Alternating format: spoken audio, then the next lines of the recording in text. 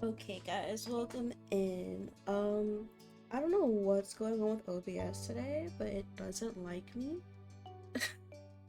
But welcome back to stream. We're playing our life in always. I don't know how to do the DLC, so I think we're just gonna start a new one and we'll skip all the boring shit. We are doing a new character though, because canonically I am with Cove. However, we're gonna make a new character. First name, actually, we're gonna be a he. We're gonna be he this time. Sorry, don't do this. Okay, thank you. Oh my god, I hate, why mouse no show? He, type. Our name is gonna be Kingsley. That's our name. Last, what do we get? No, it's done. Regret? No. Regret? I might have to. Hold on. There we go. No, okay. I don't want to do this. It's so done. Okay, hold on. We're gonna have to quit. No. How do I get out of here? For some reason it's weird, so I'm using desktop screen basically, like, because it won't do anything for game capture and it won't do anything for I'm using display capture and it won't do anything for window capture either, and I can't even quit. Hold on, this is pissing me off.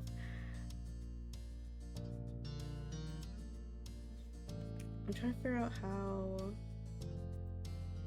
I want to get out of here. let me get out. Close window. Oh my gosh. Did you close it? Am I out? Oh my god. Okay, I'm gonna have to task manager this because this is not working. I don't know what's going on. I'm gonna try this again. I don't know why this is being weird.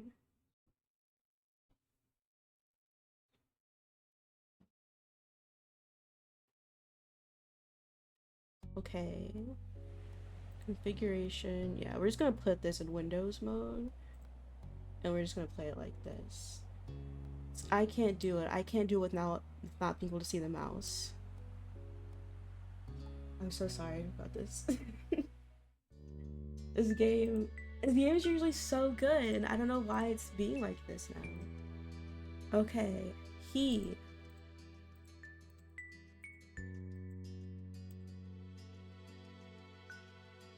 Kingsley. That's not how you spell Kingsley. Kingsley. Obviously, we have to go with our last name again. No. Okay. Face round, chubby, pointed, oval, peach, square, round. I think I want pointed. Tan, pale, peachy, olive, tan. Let's go with tan. Eye shape. I don't know, I kind of like the pointed eyes. Lidded eyes? I don't know, lidded eyes are kind of a bit of me. Maybe without the things. Out the things? Eyelashes. Purple. Ooh, let's do curled. Back hair, pull back smooth, choppy, curled, flowy, shorts, ponytail. Nah. Ooh, a bun. Did you know this what is it called? What am I calling this? This game, the game developers for this game have another game. It's a dating sim, and it's like a rated M dating sim, like with Jeremy and Shiloh and all those hooligans back in the day. And I was really considering playing it. I think I got the free version, but there's a different version that costs more.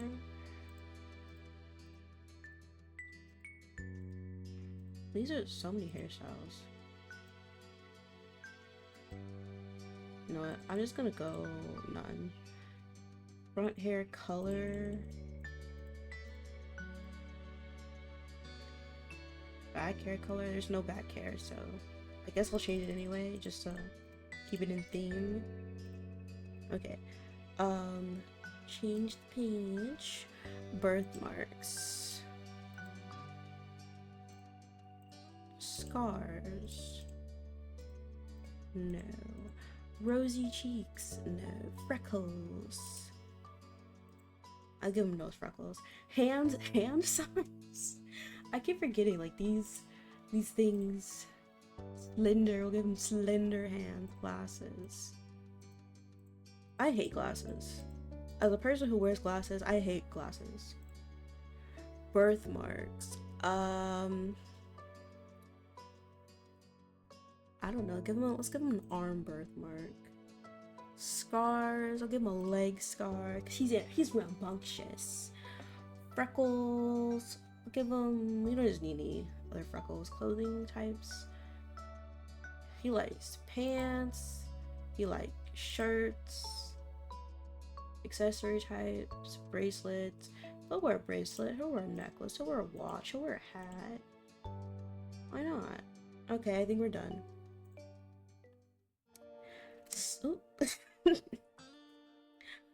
Summer in Sunset Bird was a special time of year. Your usually sleepy town began to bustle. It was a popular tourist destination, with people coming from all over to enjoy the beach, the weather, and the relaxation that came with both. The smell of the ocean, crisp and salty, hung in the air, bringing 3 whole months of schoolless vacation with it. During the summer, your moms didn't like you to wander too far outside of your neighborhood, so you knew the area pretty well. That included the people. Families came and went from Sunset Bird, but they mostly stayed and did what your mom called putting down roots. They built businesses, they got to know each other, and they definitely said hello to the nice young kids who waved when passing their stores. Going for a walk around town mostly meant that the familiar, friendly residents waved, or asked how your family was, or most often just said hello.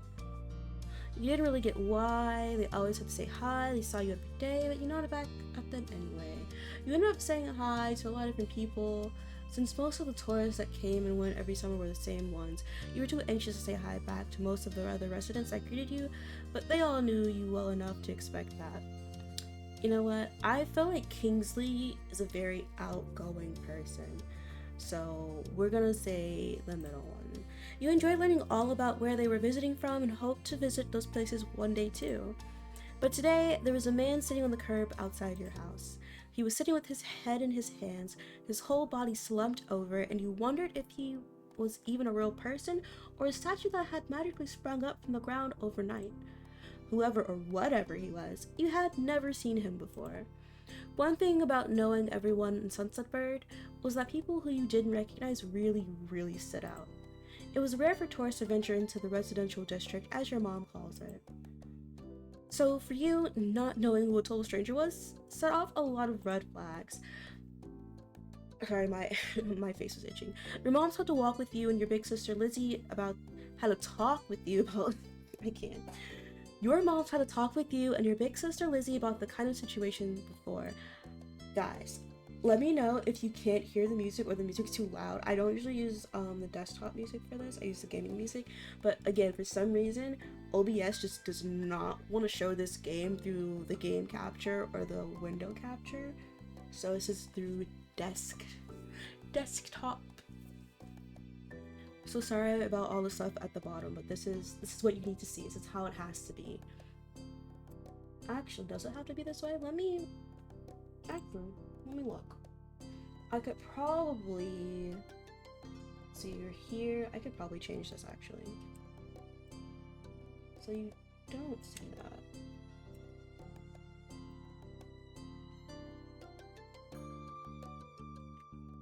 There's a little black there. Okay.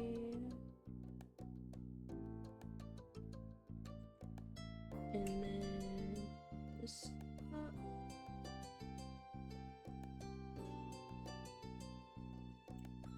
There you go.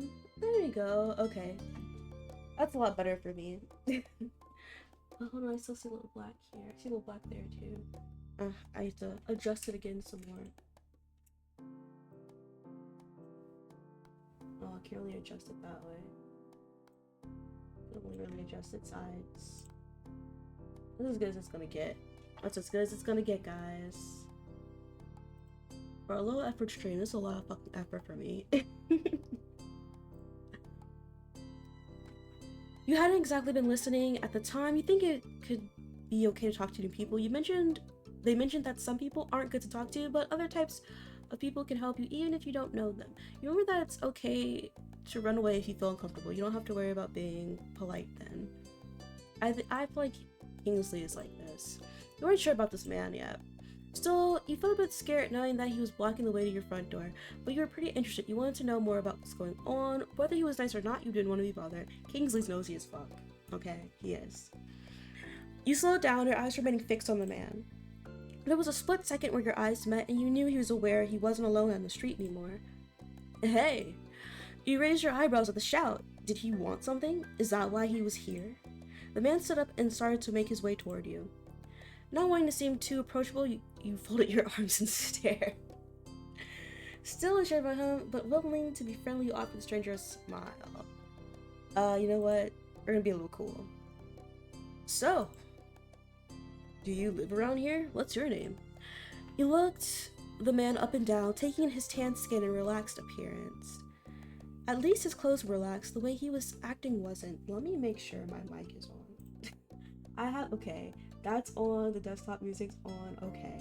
I just need to make sure, because I can't have any mishaps. I can, but I don't want to. You looked the man up and down, taking his tan skin and relaxed appearance.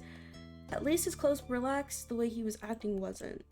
He had sharks on his shorts and a stingray tattoo. You wondered if he was obsessed with the ocean or something. While you made your assessment, he looked at you expectantly, waiting for an answer to his question. Yeah, I live here. I live right there. My name's Kingsley. You continue to say nothing. Yeah, I live here.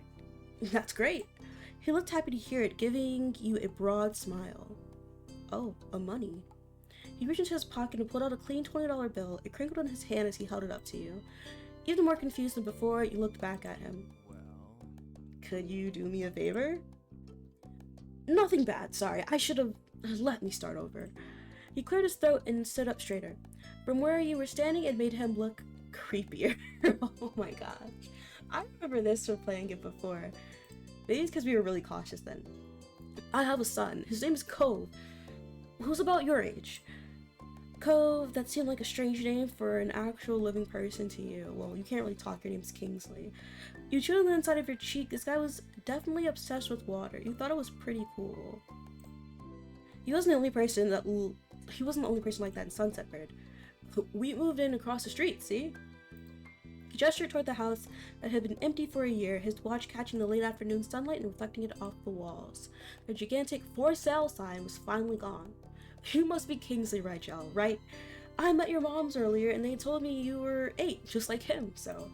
He shook the $20 bill to bring it back to your attention, a hopeful smile tilting his lips at its corner. Can't you try to be friends with the boy? Just give it a chance, you can keep this. He's a good kid, you'll like him. But you've got to keep it a secret too, okay? It wouldn't be friendly to say his dad sent you. You eyed the man, you kind of felt sorry for Cove. The kids really get their parents to pay for friendships. Had your mom done that for you and Lizzie? The thought made you frown. What do you say? Want to make a deal? You take the bill, you don't want the money. We're not gonna take the money. We're not, this time. No thank you, sorry. He deflated enough to notice, but not completely. Are you sure? It won't be so bad. Even if it's just the summer, that'd be enough. That only made this sound more strange to you. Why does it last you for the summer matter? When it was clear his initial strategy wasn't going to fly, he tucked the bill into a back pocket and changed the request. I get it, you don't have to. Would you be comfortable with he and I coming for a normal visit? No money involved. Yeah, I want to meet him. Okay, you can do that, I guess. You'd have to ask my moms. He didn't answer the man. You'd have to ask my moms. His smile got bigger again. His eyes crinkled at the sides. Of course, they invited us over earlier, but I'd like to ask you too. Then I guess you can. I'll bring him by tomorrow. I wanted him to meet and greet with the neighbors today, but, well, I don't know where he's gotten off to. He laughed when he said it, but the way his face looked, You thought he actually wanted to cry. If you see him, can you tell him to come on home? He's got a pink cast and glasses. You can't miss it. Okay. This definitely wasn't the normal way kids made friends. You knew that, but you were still going to help. The man smiled and reached out to pat you on the head. Paused before doing so, then pulled his hand away instead. Yeah, that's weird, guy. Don't do that. Your mom's already checking around for me. Such a thoughtful roof you are. No, I gotta go look too. Can't put everyone else to work while I keep sitting here. The way the story has evolved, it's made me see Cove's dad differently, because I only saw him as just like this chill, laid-back guy, but then we get into his past, and it's like, this man is kind of a dick. I thought he might come back in. That's not what's important. I have to go. Thanks again, Kingsley. So much. You're welcome, strange man. He jogged off down the street without another word. He decided to check the hills behind your house. Oh, it's nighttime now? Interesting. Step 1. First sight. Okay. The chirping of crickets in the tall grass greeted you. You, quiet and familiar. From the top of the hill, you could see the ocean. As you walked, you listened to the crash of the waves on the shore, and the seagulls squawking as they settled down for the night. You always loved the ocean. It was so much fun. You loved to hear stories about the sea, about the merfolk and sea serpents you imagined living far beneath the waves. You didn't enjoy the beach all that much, especially the sand, which got absolutely everywhere. We're not a beach person, Kingsley. He's not. You really couldn't understand why so many people came all the way from where they really lived just to visit the ocean. You took in a deep breath. You wanted to try and relax and couldn't. You weren't sure what, but something told you that you weren't alone, so you glanced around. Aw, you guys remember little baby Cove? Aw, this poor child. There was a boy sitting at the top of the hill. This isn't his story, though. This is Derek's story. Almost completely hidden within the long grass and white flowers surrounding him. His head was buried in his knees, staring ahead by himself. For whatever reason, probably just that he wasn't paying attention, he hadn't noticed you yet. You watched him a minute longer, feeling a little bit like you'd found a deer in the wild. Though deer didn't have green hair, wavy eyebrows. We're not gonna shit on this man for having wavy eyebrows. You know what? Sad frowns. But this new boy did. You wonder what could have upset him. After a few more seconds, you took a step forward, then another, and then he glanced your way. His aquamarine eyes reflected the light of the moon. You stopped, raising a hand to acknowledge him and show you weren't scary. Hi, space cadet. Are you lost? No, okay. Hi. At the start, he jumped to his feet, his hands balling into fists at his sides. Bro, calm down. It's not that serious. Look at him. He's so precious. Oh my gosh, I miss baby Cove. He didn't say anything, just stared at you in a strange way. He'd been crying. There were traces of tears on his cheeks and his knees soaking in the hem of his shorts. His eyes were still shining with a few more. You'd obviously caught him off guard. His pink cast seemed to glow in the twilight, though when he caught you staring at it, he hid his arm behind his back. Something the man earlier had said stuck out to you. Cove? Ah! Eyes wide, he studied you. How'd you know that? I'm all-knowing. That's a lie. Tell the truth. Okay, your dad told me who you were. So, is this your hill? He gestured with his uninjured arm to the patch of grass surrounding you, his face falling at the prospect. I can leave if it is. Yeah. Bye then. Wait, you can stay. I'm not kicking you out. What you said, I don't have to make people leave just because it's not theirs. Other people can visit. His face relaxed a little at that, and he toed the grass beneath his shoe timidly. Oh. He sat back down with a thump, resting his chin on his knees again. Curious about the strange new boy with the odd dad, you sat on the patch of grass next to him. The pure white flowers that covered the hill rocked back and forth gently as the stars twinkled above. The way they dotted the sky made them seem like flowers too. The night wind was cool as it traveled over the ocean and up the hill, chasing away the heat from the afternoon sun. Why are you here? A quiet hiccup escaped Cove as soon as you asked the question. Almost like they never stopped, his tears started up again with a vengeance. My parents. They don't want to live together with me anymore. The tears fell fast and heavy over his flushed cheeks, sticking in his dark lashes. My mom made my dad leave, and he took me with him, and now we have a house here, and I want to go home. The outburst took you off guard. By the time he was done wailing, Cove's chest was heaving with exhaustion. He sniffled and removed his glasses, wiping his eyes with the back of his hand before he put them back on again. The struggle of having glasses. You can never cry in peace. I hate this place. I want my real life back. I want my mom. I'm sorry, your dad seems kind of nice. You'll like here, you just have to get used to it. Stop crying! No, I'm not gonna say that to him. You'll like it here, you just have to get used to it. He slipped his hands underneath his glasses and pressed his fingers against his eyelids. Cove wound himself up again for another long crying fit. Sunset Bird was a nice place to live. It had a beach, playgrounds, a good school. At least you thought so. But from way off in the distance, you heard your parents. Kingsley!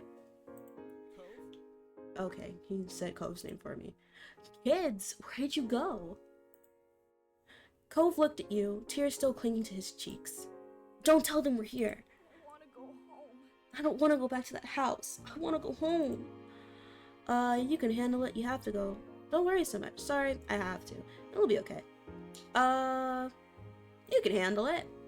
You can handle it, and even if you can't, he's your dad, right? Yeah, he is. Dusting the grass off of your pants, you stood up. So, you didn't come here by yourself or with a stranger. He's gotta take care of you no matter what. Slowly, Cove stood up with you, still looking a little reluctant. His dad's voice rang out again. Cove! Can you hear me? He looked toward the sound of his dad's voice, silent, then turned away while rubbing his not-bandaged arm. Sorry. I still don't want to go. You called out yourself, you waited silently with him. You tried to convince him. Are you sure? You'd have to stay outside the whole night and sleep on wet grass. Before Cove could say anything else, you heard his dad's voice again, even closer than before. There you are, bud. The trio of parents appeared over the curve of the hill. Instantly, all their eyes landed on you and they rushed over. Both of your moms were at your side in a split second, faces filled with worry. Kingsley, you're here after all. We had been at the park to check for Cove and then heard what happened earlier when you met the new neighbor. I thought you might have gone further away. No, we were just sitting in the grass. Why is everybody acting like it's a big deal? We're okay, don't worry. Cove didn't want to go home yet. We're not going to throw him under the bus like that. No, we were just sitting in the grass. Thank God you're both fine. Were you two having fun out here? You look over at Cove, who was wiggling against his dad's tight hug and pushing at his arms. You shrugged. Yes, I like him. He's good. I think I'm gonna marry him. Oh my god, no. You didn't think that was the right word to describe it but you blah blah blah blah blah. You didn't think that was the right word to describe it, but weren't sure what else to say to your moms. Finally letting go of his squirming, scowling son, Cove's dad turned to the three of you. Thanks very much for finding him. I really don't know this neighborhood. Good thing Kingsley knows this whole area so well. Absolutely. We should be heading home now. It's been a long day for us all. Say goodbye, Cove. Bye. Bye, Cove. The two of them walked off into the darkness, heading toward the neighborhood. You watched Cove's bright pink cast until it disappeared. Tell you what, we'll have a proper playdate tomorrow, okay? Your new friend's dad wanted to bring him to see you and Lizzie. How does that sound? Sure, can I show him my stuff? Sounds like words, you nodded, ducking your head down. Sounds like words. Both of your moms laughed, the sound overlapping to a warm, familiar chorus. Mommy put her arm around your shoulder and led you towards the path. Satisfied and more than a little ready to go to bed after a long, exciting day, you followed them home. Choose your feelings for Cove. This is how you feel towards Cove for this step. It can change in later steps. We're indifferent. We're indifferent about Cove. We're very, I feel like we're direct. We're direct and indifferent. You won't be able to change this again until step 2. Yeah, I'm good. Early the next morning, you were poking at your food, eating it slowly. Your sister Lizzie had run out earlier to play, but you stayed put. Today, just like your moms had promised, Cove was coming over to hang out. Excited to see your new friend again, Kingsley? We're not friends, really. Okay. With that said, are you done with your breakfast? Yeah, haha, I don't know, am I? Your bowl was entirely empty, you nodded. Yeah. With all the exasperation, this is why I don't read. Because I can't read. With all the exasperation an 8-year-old can muster, you looked at your empty cereal bowl, then at Mom. Okay. Okay, attitude kid. We see. Good job. You should be here soon. Cleanup began, and then on cue, there was a knock. It was hesitant, like the person wasn't sure they were in the right place. Still loud, though. We need to get a more obvious doorbell. I know. Kingsley, could you get it? Why is there dust just floating around in the background? That's interesting. Because Mom said so, you wandered over to the door. Hey, Rajo family, thanks for having us. Mr. Holden, as your mom called him, and his son were here. Cove looked different in the bright lighting of your living room, but when he wasn't crying, he was so precious. But this isn't about Cove, this is about Derek, so we don't give a shit about Cove right now. We can be friends with him in the next step. Right now, we're indifferent. With his dad standing in front of him and mom and mommy behind you, you and Cove look at each other. You studied Cove apathetically. This was his parents' plan, not yours. Not seeming any more excited than you were, he just stared back. Didn't I say he was outgoing and I made him so, nonchalant? Why did I do that? You twisted the thread bracelet on your wrist, you twisted the crystal bead bracelet on your wrist, you twisted the flower bead bracelet on your wrist, you twisted the shell bracelet on your wrist. Ooh, let's do a crystal. Do you want to go play in your room, Kingsley? Sure. I've got some cool stuff. Come look. Okay. Take care. Let us know if you need anything, you two. Have fun, kids. See you later, son. Play nice. Where the fuck are you guys going, though? Did I have this little lamb here last time? I cannot remember. I do not recall. You led him to your room, puffing out your chest a little bit at the sight of your treasures. Children are so adorable. I can't. There are lots of stuffed animals, a cool bed, and a window to look out. It was a great room. You hadn't had anyone to show it to in a while, but you were really proud of it. You leaned in a little closer to one of your drawings on the wall. I like this. Me too. I do that. Thank you. Thank you. Welcome. You smiled at him. You were proud of that particular piece of art, and you were glad he noticed it. Which one? This one, or this one, or that one? Or that one, or that one? There's so many arts. Or that one, he said on the wall. You smiled at him. You were proud of the particular piece of art, blah, blah, blah. He turned to look around the room a little more, studying the books on your desk and the pictures on the walls. You started to feel a bit nervous. You felt the atmosphere was kind of awkward. You were glad for the company. You hoped he liked your room. I hope he likes my room too. You had put a lot of effort into making your room as nice as it was. You hoped he didn't say anything bad about it. Then his eyes fell on a tiny box of beach things you collected, tucked away by your door. You took a step towards it, before hesitating and pointing it at it instead. What's that? A hoard of stuff I found on the beach. Oh. Do you have any driftwood in there?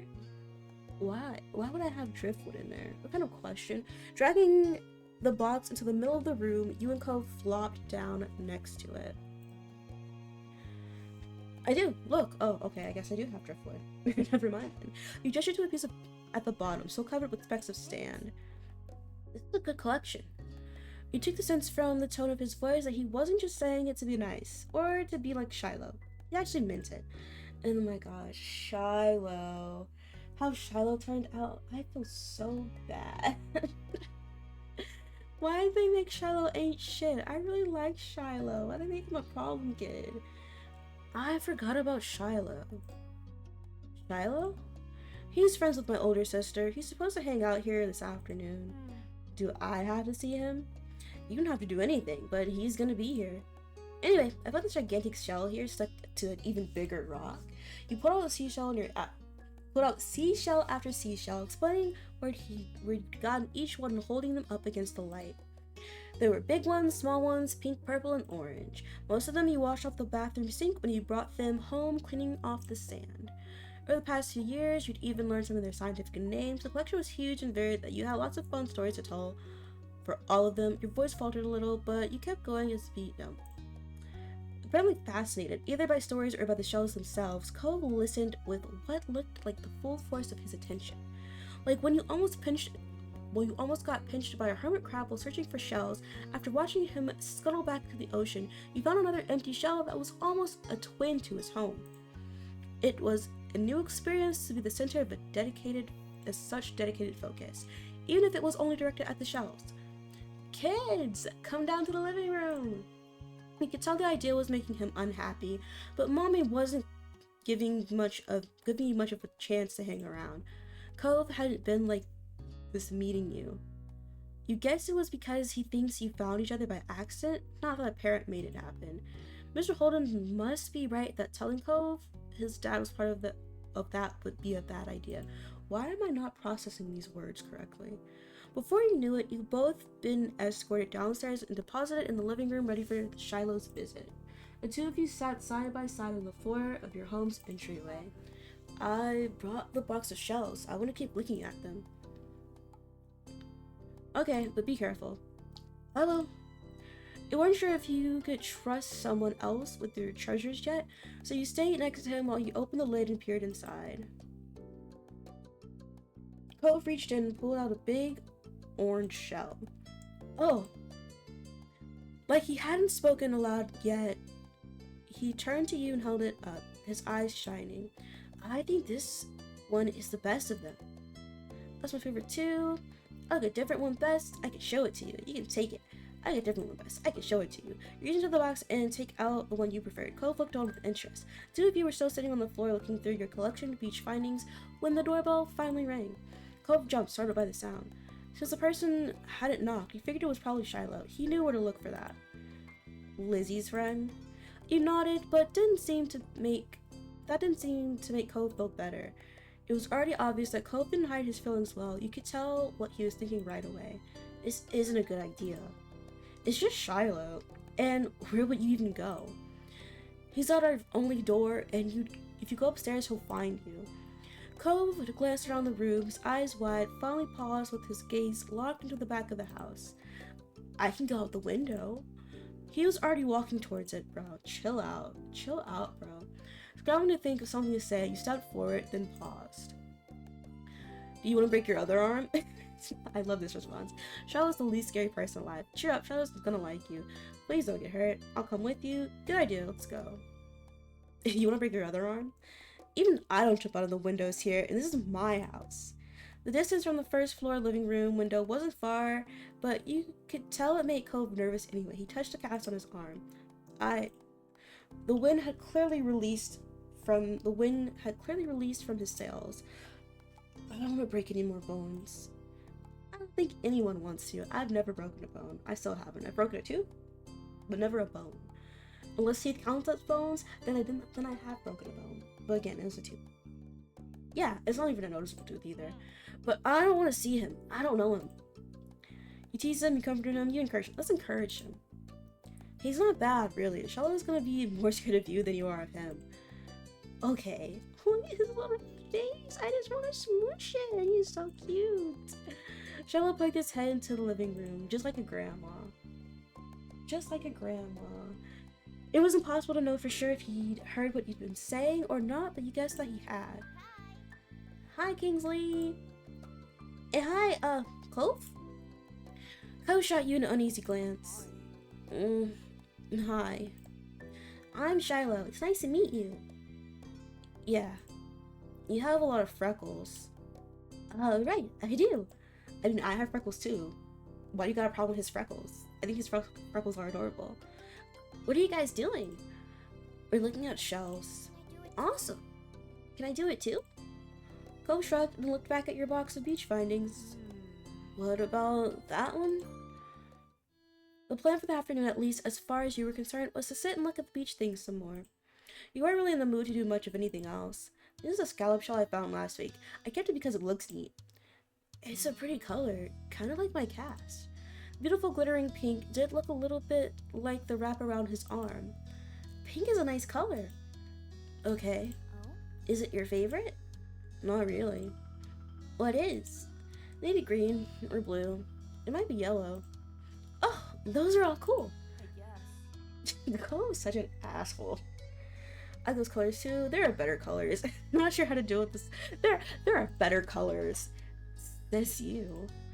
Like usual, it didn't take long for Shiloh to get fidgety. Lizzie was his favorite. Without her around, Shiloh didn't seem to know what to do with himself. And Cove wasn't like your sister. He wasn't that much like you, either. Is Lizzie coming back? Don't know. Where'd she go? I think she's at the beach, probably. Is she playing at her park? Cove's eyes lit up at the mention of the park. He looked towards you. There's a park? Yeah, but it's old. Can you show me? I want to go. He started getting up before you had even answered, and Shiloh jumped up beside him in excitement. Really? You do too? Right, Kingsley? The park is fun. The park is pretty great. It's pretty great. Yeah, it's right at the beach, so there's lots of fun stuff to do, and lots of sand. It has a jungle gym and a bunch of swings. That sounds like it could be fun. Be cool. I'm just adding words. So, are we going to find Lizzie? I don't know. I never really wanted to see her. Cove, what's wrong with you? I love Cove. He's just so blunt. I just want to check the park out.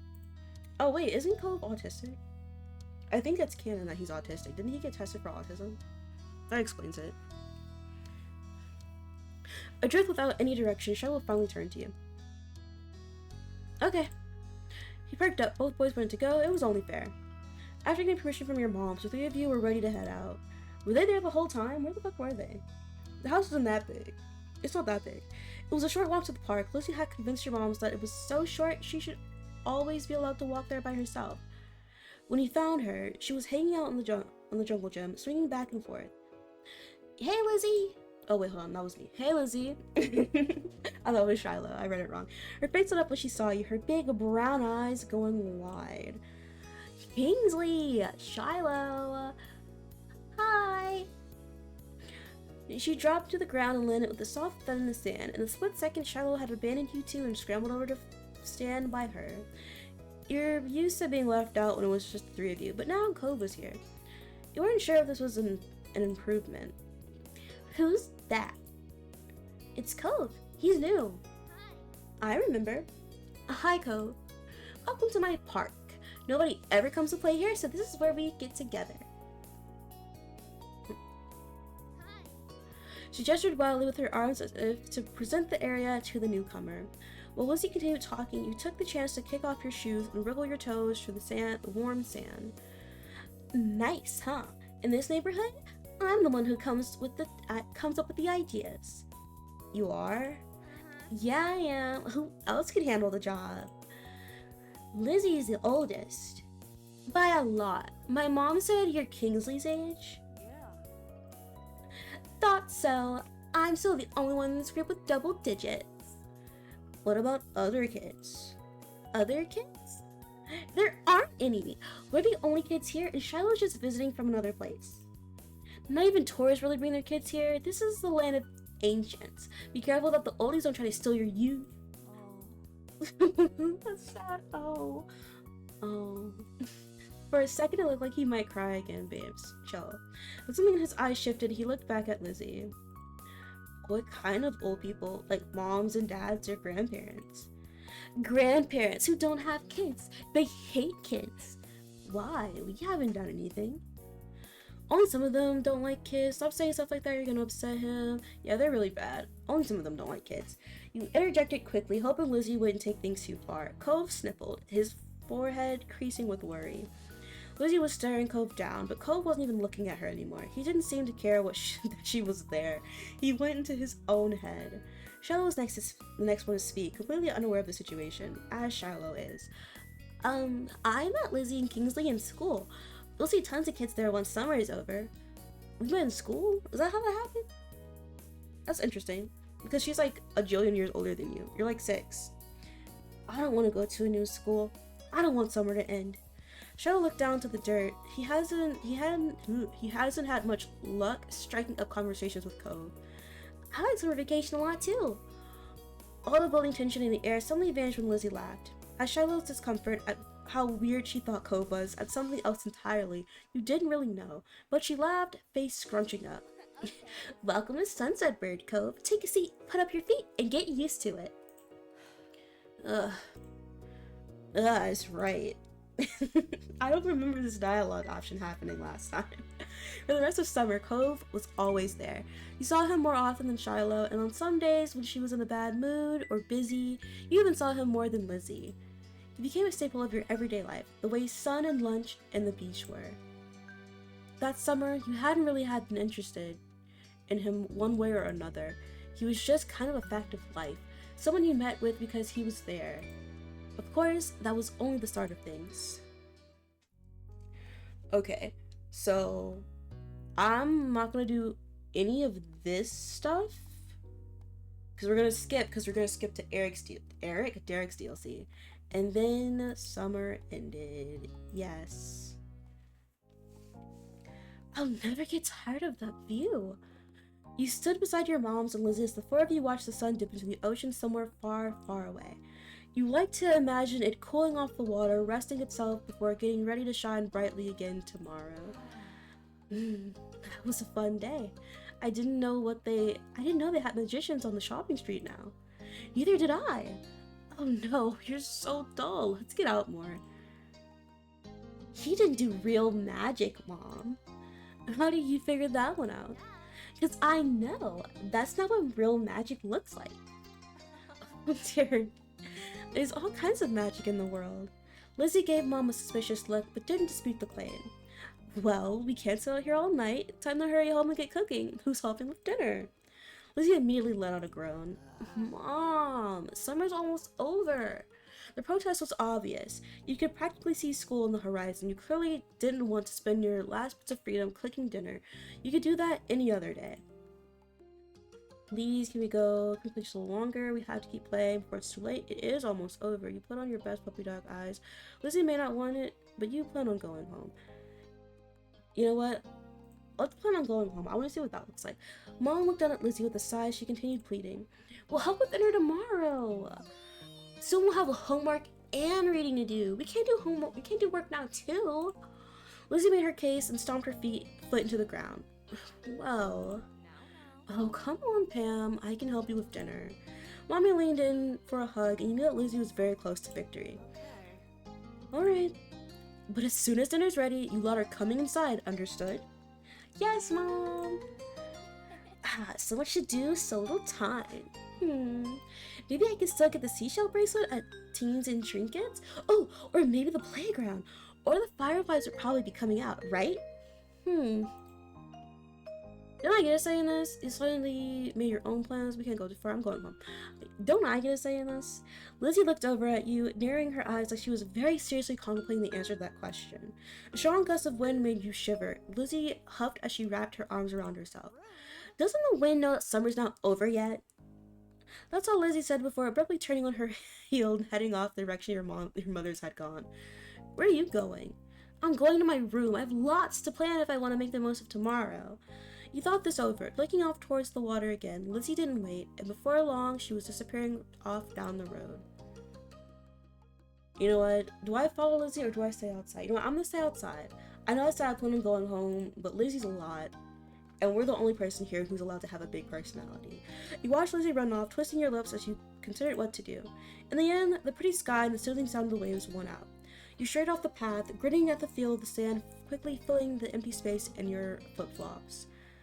That was fun for a while, but you grew bored eventually. How else could you enjoy the remainder of your time at the beach? You looked for seashells, you drew in wet sand, you roamed around. We'll roam. Let's roam. You walked along the beach, the faint crash of waves and cries of seagulls served as background noise. You didn't think much about it. Just focused on putting one foot in front of the other. It was a great evening, but soon enough you had your fill and were ready to join the rest of your family back home. Not too much farther down, you spotted a familiar green head of hair moseying along the shore. Let's go see what Cove's up to. Curious, you straight out the path and walked over to him. For real quick, like while I was transitioning, it looked like his hair, the top was a Monopoly mustache, and I was like, that's an interesting look for him. Cove knelt down, picking up something you quickly identified as a smooth rock.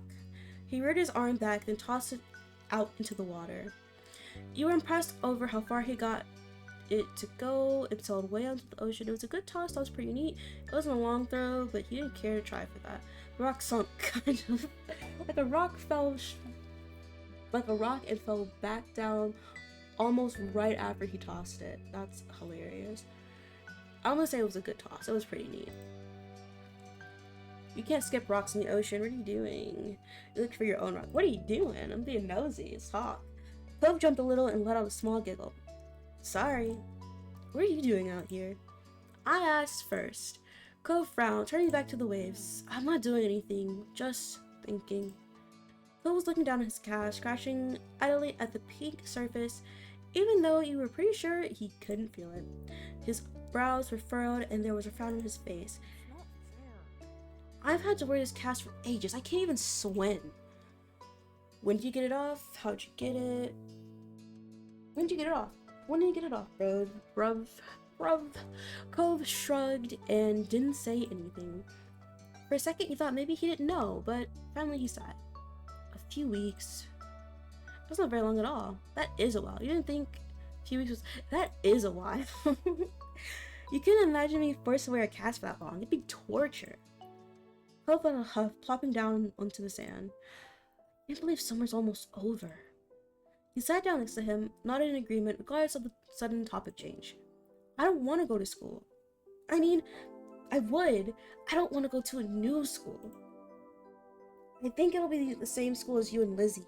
My dad said something about that. So, why don't you want to go? It's nice as far as schools go. You'd only ever been to one school, but you were sure that his old school couldn't have been that much better. Then again, he did have to make new friends and meet new teachers. It could be kind of scary. Cove shook his head, then wrapped his good arm around his knees as he drew them to his chest. You heard a sniffling sound, and when you took a good look at his face, you realized that his eyes were wet. I want to go home. Girl, same. I want to go home too. Like in my head, I'm always like, I want to go home. Even if I'm at my house, I'm like, I want to go home because my house is not like home. And even when I'm here at Gil's house, sometimes I'm like, I want to go home. What do I mean by home? I don't know, but I've never felt like I was at home. I always just felt like I was just at a place that I lived at. You weren't sure what to do. It felt weird to just leave him here crying, but what could you say that would help? You frowned a little, starting to stand. Okay, well, bye then. Okay, a small shake. No, I want to go back home. Right.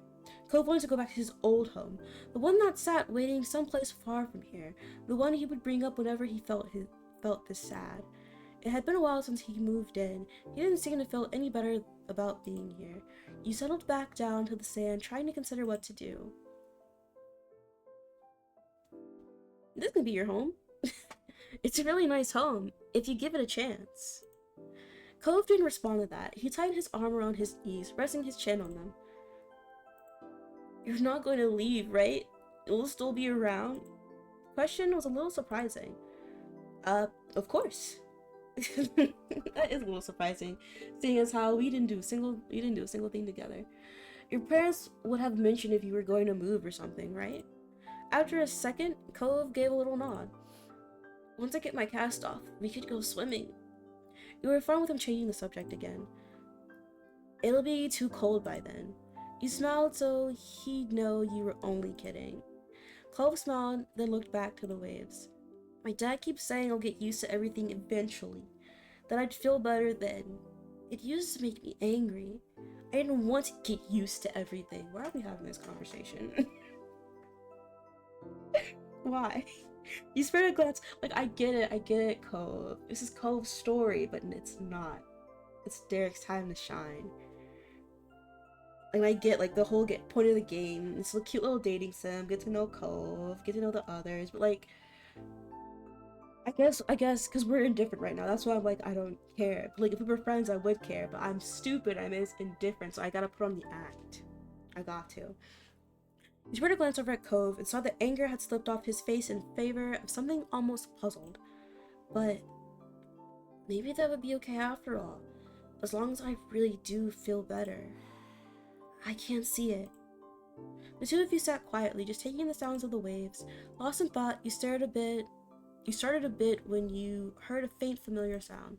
The sound of your mom shouting your name. You looked over your shoulder, realizing it was probably time for dinner. Had you guys really been sitting out here that long?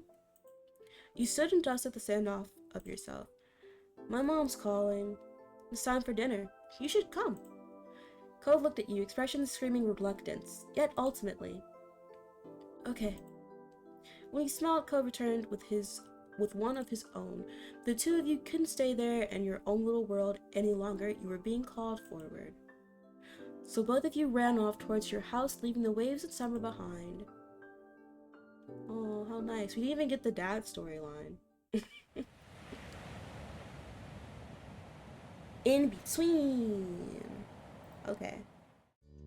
So, what are we doing? Do I want anything else? Okay, we're at curled 1, right? Flowy, short. You know, aren't we like aging up? I feel like it's time for flippy hair. It's time for flippy hair. It is time for flippy hair. Acne. You know what? Let's give Kingsley some acne. Ew. Earrings. Oh, get some earrings. Hey. Oh, like the little star ones. Are those flowers? They might be flowers. Oh, oop! I see you. I see you with the cartilage pierce. We're gonna do some earrings. Lips thin, thick. I can only have thin lips or thick lips. Get some thick lips. Anything else I want to add? No, not really. Braces? Yeah, give him some braces.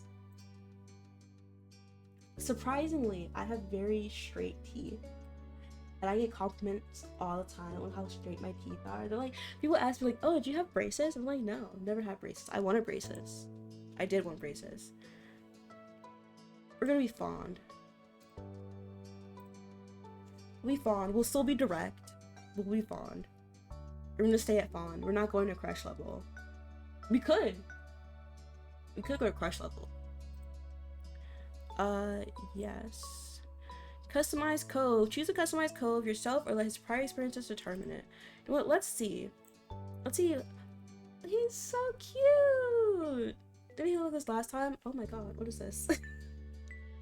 My ear fell off. Not like my actual ear, my little cat ear fell off my headphones. Don't know why that happened, but it did happen. But now we're back. Okay, hair 2. What about hair 1? That's what Cove had last time. I like hair 2 on Cove. Glasses. He doesn't need glasses. Shirts. I'm tired of this gecko shirt. I like that one. Pants 2A. B. Pants 1. We'll do 2A. Left wrist. Okay, right wrist. Hey, right wrist too. It's kind of nice. Okay, yeah, he doesn't need any shells. Change page. Hair 2, glasses, shirt. And he can keep that. Jacket. This is for swimming. I feel like he'd get this one. Like, you know what? No, let him keep pink. Let him keep pink. Pink is him. Pink is him. But no, it doesn't match. It bothers me. Okay, if we keep pink, then we have to go back.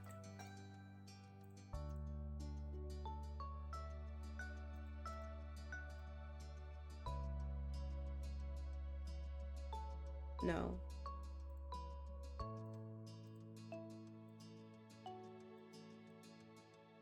I hate this. Jacket 1. Jacket 1, pants. Okay, yeah, we're good. I feel better about this now. Choose your feelings for Derek. Yes! Here we go. Here we go. This is how you feel towards Derek for this step. It can be the same or different from how you feel towards Cove. Oh, we're gonna do crush. We are gonna do crush.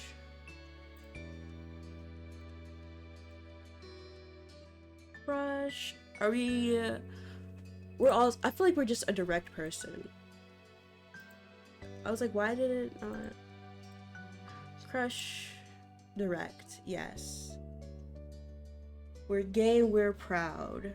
Ready. Ready. What is this? Newscast update. The kingdom of chat is buzzing with excitement as Princess embarks on a royal adventure of our love feelings and always. Today's quest, tackling the epic saga of Derek DLC. Yes.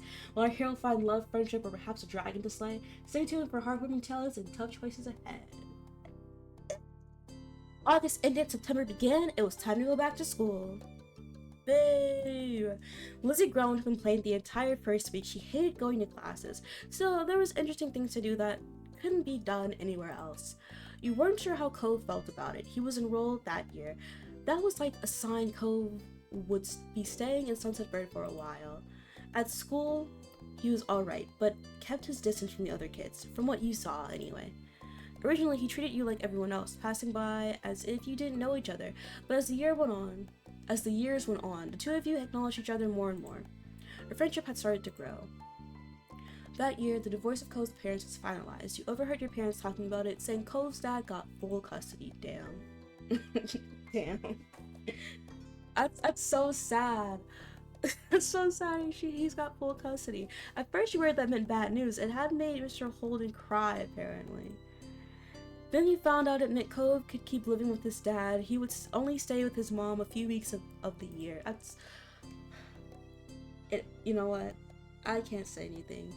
My parents divorced when I was the divorce was finalized when I was 18, but they've been going through it since I was 14, publicly, behind closed doors, basically before I was born. So I really cannot say anything.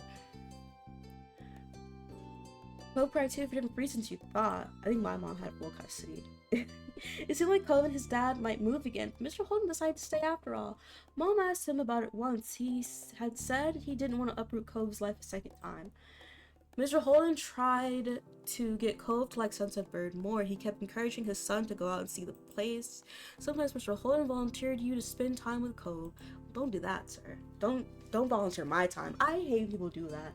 Do not volunteer me for shit. If I want to do something, I will do it.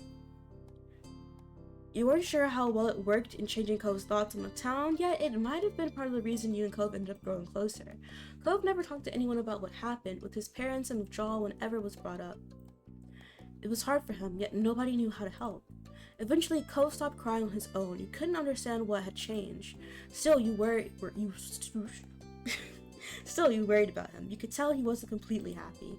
Maybe one day he could say out loud what he felt inside.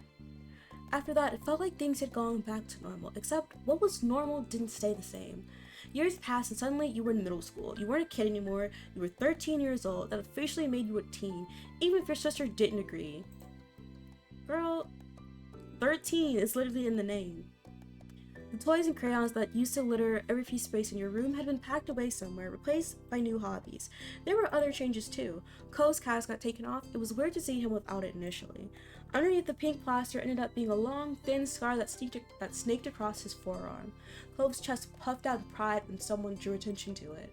He also went through a major growth spurt. He was the tallest student in his class for 2 years in a row. Cove will probably hold that spot again next time. In class, people knew him for more than just being tall. He also stood out because how well he did with school stuff overall.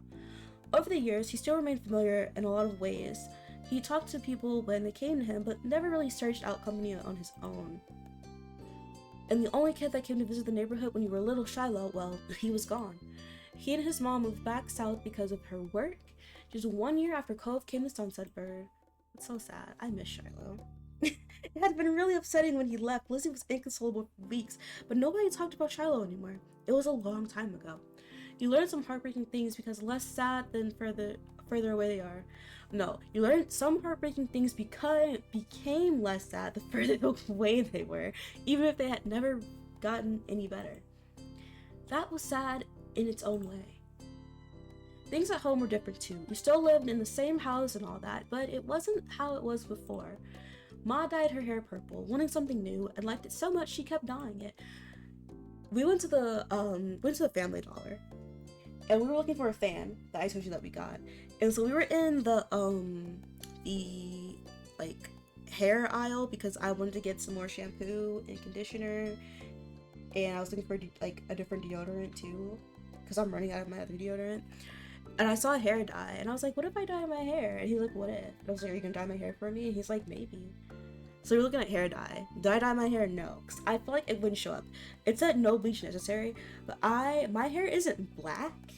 My hair is dark brown, but it's not something that's noticeable unless I'm in the sun.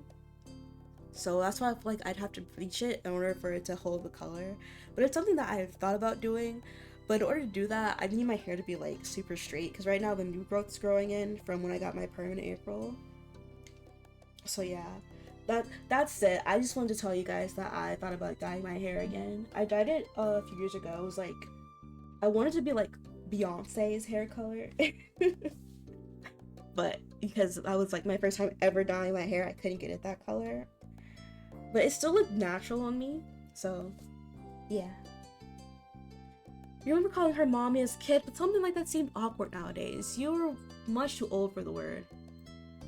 Lizzie felt too mature for her nickname too. She insisted on everyone calling her Elizabeth. So you did. Honestly, I feel that. I feel that, Lizzie. Your mom soon gave her permission to go places other than the playground and shopping street, which she took advantage of. You rarely saw her around the old neighborhood. In fact, she hardly spent time with you the way she did before. Elizabeth instead associated more and more with girls from school who were her own age. Maybe the difference between 13 and 15 were greater than the difference between 8 and 10. You started befriending new people yourself, like Derek Suarez. He didn't live in the neighborhood or go to the same school. What happened was his and Cove's dad struck up a business partnership a few months ago.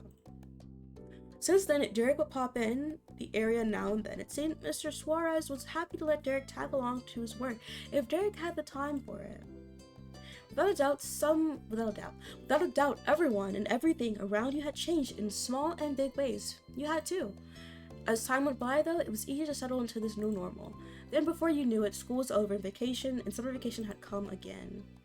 It was the first day of summer vacation. The sun was as hot as ever, but you were inside and away from the harsh rays. To be more specific, you were snuggled up in bed, celebrating your time off of sleep, wide awake, about to head out to enjoy your time off. We're snuggled up in bed, babes. We're snuggled up in bed. It was hot, but you still had the blanket up over your head to block out the sun. You didn't want it intruding on your lazy morning. I feel that. Unfortunately, you hadn't prepared for an intrusion. From beneath the blanket, you heard the door creak open. You're still sleeping? Wow. Get up. Go away. You were still asleep. You got up. You started to fake snore loudly. You didn't get out of bed. Instead, made some obnoxiously loud and totally phony sleeping noises. It was pretty annoying, but she had bothered you first. Ugh. Not funny. Get up. I will come over there. So much for a lazy morning. Mom told me to tell you that your friend's at the door. Girl, who?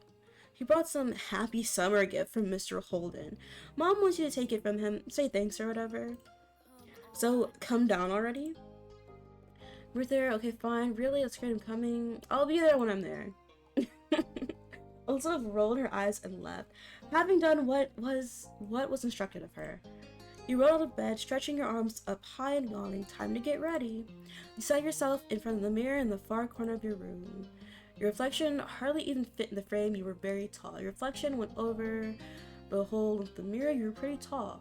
Your reflection didn't fit comfortably in the frame. You were average height. I feel like he's average height. Kingsley's not going to get his growth spurt until a little bit later. Cove was really tall. Derek was kind of short, and you were pretty much the exact height that someone would expect for a 13-year-old. You liked your height. You weren't sure how to feel about it. You were kind of self-conscious over it. I'm not sure how I feel about it. But this is our height. Things kept changing with the height you actually had and what the impression of that height was based on your age. It was confusing. Then you put the finishing touches on your outfit while ruminating on the situation. Careless as they had been, Elizabeth's words piqued your curiosity. You planned on going over to see what Cove was up to, so this worked in your favor. Your reflection grinned back at you. You were looking forward to seeing him. You left your room, going down the stairs 2 steps at a time. Step 2, second chance. Why is it a second chance? When was the first one? You spotted Mom first. Reclining on the couch, she held a magazine in her hands, which she was perusing through. Morning, Mom. She looked up at your greeting, a smile instantly appearing on her face. Good morning, Kingsley. Thank you for coming down. Ma's at the door with Cove. He can't stay over today, unfortunately. Why don't you go and thank him before he leaves? You nodded and made your way to the front of the house. Just as she said, Ma was there making conversation. She must have heard you because she looked over her shoulder. Look who finally made it! Morning, sleepyhead. Ma reached forward and you knew she was about to pat you on the head. Bite her. Bite her! She was taller than average, so you were little in her eyes despite being a typical size for your own age. What is this? Is Pixelate? Is a love struck the next My Wedding Stories? Is that what they're saying? Disaster? You know what? I have thoughts about the new expansion pack coming out. I don't remember if I shared them or not. I might have shared them on. And we're gonna take a little pause here so I can talk about the new Sims pack coming out. Speaking of, there's a Steam summer sale happening in like a few days. So if you don't have the Sims on the EA app, then that's a good time for you to go buy some Sims packs if you want them. There was already a Sims sale in the EA app. It ended yesterday. Either way, I'm excited for Love Struck because this gives stuff to the console players. Like, should some of the stuff that they have that has been leaked should have already been in base game or should be coming with base game and shouldn't be put behind a paywall. But at the same time, like, I'm not defending that. I think that's scummy, that's cheaty. But this expansion pack is definitely something for like console players who can't just download mods. So when people complain about it, I'm like, you're really not thinking about everyone else here. Like, if you don't like the pack, don't get the pack. Just keep downloading the mods. It's not that big of a deal. But if you are a console player, this is a pack that a lot of people are really interested in.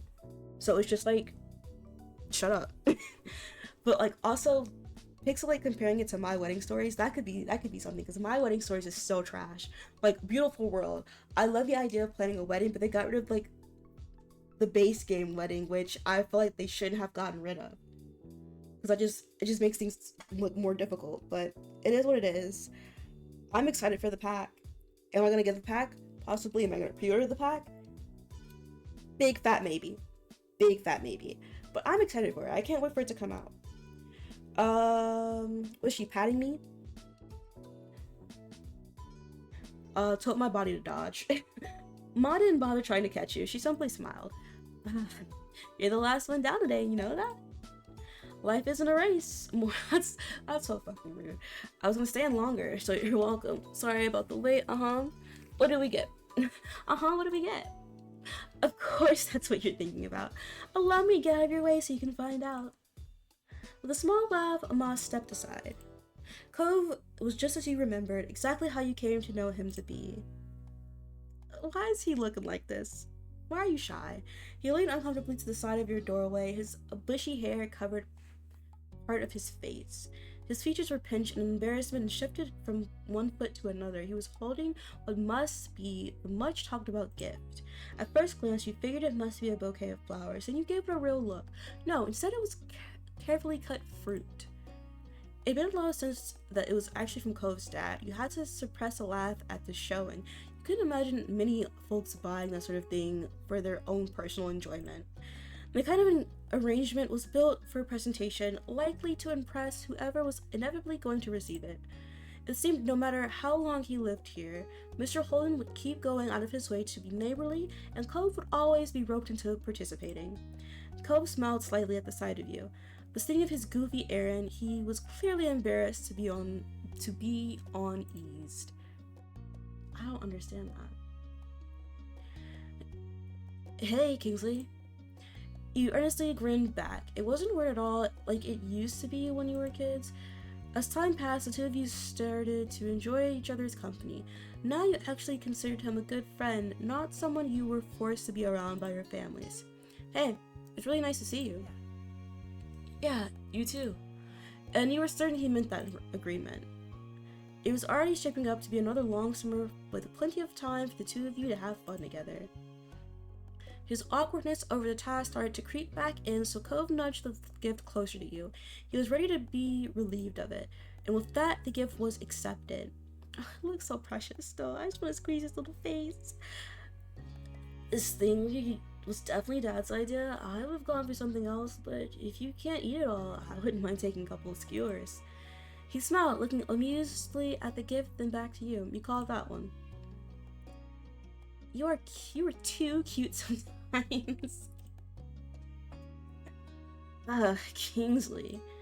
Just thank my dad for all this? Okay. Sure thing. Mr. Holden's behavior really was different from any neighbor you'd ever had, though after 5 years you were used to his antics, and you'd since made up your mind on what your opinion was. He was nice, he was sort of funny, he was pretty weird. You didn't like him, he was great. He was great and kinda handsome to boot. Yes. Yes. Though there were some things people didn't like about Mr. Holden, you didn't mind them and liked him quite a bit. And even if he was Cove's dad, you couldn't pretend that he wasn't a nice looking guy. He is kinda cute. That was good too, but it was something you kept to yourself, obviously. Obviously, you keep that to yourself. Your thoughts were quickly interrupted by a shout. There you are! You sure to confuse it with Cove as one look like you stepped through the open door into the neighborhood street. Oh, so it's Derek. It's Derek, hold on. It didn't take long to locate the source of the noise. You spotted Derek just a few yards down the road. He ran up to you. You were happy at the sight of him, you were confused at the sight of him, you were displeased at the sight of him. Why would I be displeased? I love him. Derek was certainly a welcome guest in your neighborhood. It was a pleasant surprise whenever he showed up. Oh, he's so precious too. After stopping a couple steps away, Derek hunched over to catch his breath. Then he looked up with a wide grin. Hey, my guys. I was just at your house, Cove, but no one was there. Should have figured you'd be at Kingsley's place. Do you ever spend time in your own home, or are you always just here? Derek laughed at his own joke. He either didn't notice that it embarrassed Cove, or the embarrassment was what he was actually laughing at. Look at him blushing, he looks so cute! Derek turned to you. He was going to say more, but his eyes widened and he gasped. What's that? You followed his gaze, unsure, then you realized what he meant. You were still holding Mr. Holden's gift. Why didn't I just set this down in the house? Like, what was the whole purpose of me taking it? Like, if my mom made me come downstairs to get this gift that she could have accepted that was for our household, why didn't she take it? That means she wanted me to have this. That's exactly what that means. It's kind of like a bouquet of flowers, but made out of fruit. Nice. Can I have some?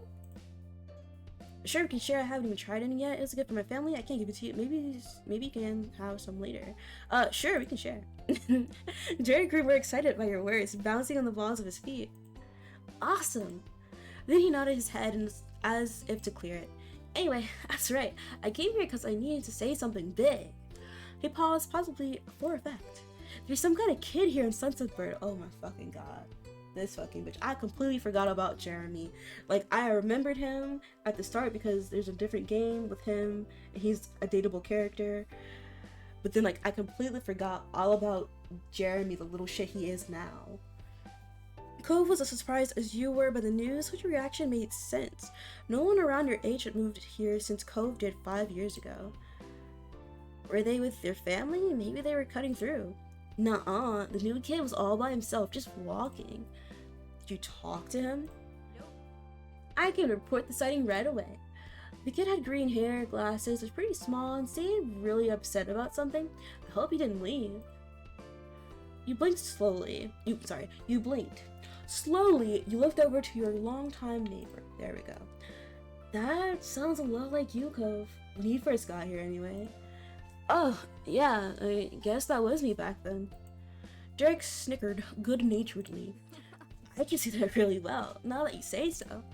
But what do you say? Let's go find Cove's lookalike. We should all meet him. I'll do it. Sure, I want to see who this person is. Derek grinned, then he pointed down the street the way he came. Last I saw, the mysterious visitor was going this direction. Nothing else needed to be said. 3 of you were off with Derek leading the way. Derek brought you to the beach, and as a trio, you made your way down the shore to the old playground. You walked the familiar path in a comfortable silence. When you were almost there, you spotted the kid in question. His bright colors almost shone like a beacon beneath the rays of the sun. He scuffled around, kicking up the sand as he paced. It was true, he certainly seemed upset, but you didn't think he was sad, like you had originally pictured. No, this was erratic movements and scrunched up expression. He came off angry. You were curious about him and what he was mad about. Derek must have felt the same as you. He waved wildly, calling out to the boy. Hey guy, over here! Look at this bitch. I can't stand this. I can't stand him. The kid whipped around, an impressive scowl carving deep onto his face. His eyes were tired, but a strong hostile energy still radiated from him. What is it? What do you want? The sharp tone made Derek flinch. He shifted on his feet. What's your name? Jeremy. Was that it? No, I'm Derek. That's Kingsley in Cove. We were just walking around and saw you. We wanted to say hi. There aren't a lot of kids our age in the neighborhood. Yeah, so, it's cool to see someone else here. Strangely, Jeremy grew furious by your response. If steam could erupt from a person's ears, it would have happened then. They did bring me somewhere stupid, of course. I knew it. What? My parents. They're the ones who brought me. I didn't walk to this town. Can you not figure that out on your own? My dad brings me to Sunset Bird too, when he has to come for work and all that stuff. It's not bad. That earned him a glare from Jeremy. Derek winced beneath it, glancing away. It was a struggle to remain friendly with this Jeremy kid. I mean, I wouldn't want to come here for a real vacation probably either. That's an understatement. This couldn't count as a vacation. It's a waste of time. A chore. My parents' family's nearby and we just had to come see them. Ugh. If their parents' family, doesn't that make them your family too? I guess. I mean, he's got a point. That's a pretty good reason to come by. Did you want to go somewhere else? No. Jeremy crossed his arms with a huff. He turned away. They should have gone by themselves, since they cared so much and left me home. But I'm not allowed to be myself. It makes no sense. They're the ones who don't know how to do anything, and I'm the kid. You kept quiet. You shouldn't talk about your parents that way. Listen, I don't know about his family life. Maybe his parents are shit. Sorry about suck being forced to do something you don't want to do. We just said hello. You don't have to keep complaining. Calm down. You don't have to yell so much. Who peed in your cereal this morning? I would never say that. I would never. We just said hello. You don't have to keep complaining at us. Wow. Why did you decide to talk to me, huh? Did I ask for that? No. Did I want you to come over here and start flopping your gums at me about dumb stuff? No. Now you're gonna whine that it isn't what you wanted? Too bad. It's not my job to care. You turned to Cove, lowering your voice. The two of you aren't that similar after all. Jerry must have had good hearing though, because he caught the private exchange and scoffed. Stupid. Of course we aren't similar. My eyebrows aren't stupid. Cove's cheeks flushed crimson at the insult. You couldn't be sure if it was out of embarrassment or anger. Maybe both. Come on. What? No way. Cove's wavy eyebrows are so cool. Why can you say that when you've got a bowl cut? Don't listen to him. They're unique and special. Well, they are kind of silly. Apologize to Cove right now. You can't treat people like this. You can't treat my mans like this. Cove smiled weakly. Okay. I'm sorry your eyebrows are terrible. Bro, I'm gonna fucking cut you. You just roll your eyes, you cross your arms over your chest, you shook your head, pat Cove on the shoulder, you lunged towards Jeremy. You grinned at all of this. Fuck him up. With your fist ball, you made a quick step forward. No one talks shit about my bitches but me. My hoes are my hoes. Get your own. We won't spook him. He was the one who started things. You're ready to end them. I'm ready to end them. I love how each time I play this, I'm so... I always go to lunge at him because I'm just tired of him. He's made it clear that words wouldn't work, leading you to resort to action. You weren't sure what would happen, but you couldn't let this stand. Derek and Cove jumped in to stop you before you reached them. They each grabbed you by the arm. Still, Jeremy instinctively stumbled backwards. He practically fell over. If that's all you can do about what I'm saying, you're just proving I'm right. You're brainless. You were annoyed the other two were against you on this and got in the way, though the reaction you had been able to get was still worth it. Wow, what is wrong with you? Instead of taking offense, Jeremy only parroted Derek's word in a nasally voice. Wow. Oh, sorry. He's doing that. I don't know if you heard him. Wow. This is dumb. Jeremy stuck his tongue and skulked away, throwing more sand everywhere as he went. You watched him go, hunched over, until he became a speck in your vision. Silence reigned in his wake. Three of you tried to process what just happened. Can't believe it. What a mean kid. Derek wasn't kidding, and by the sound of those earlier complaints, the new boy Jeremy was going to be in the area for at least a little while this summer. Derek sighed in dismay, plopping onto the ground. He followed, and Cove did too shortly after. There wasn't much else to do. Sucks. I was hoping we could meet someone fun, hang out maybe? He shook his head. After a moment, he slowly turned to you with a hopeful expression.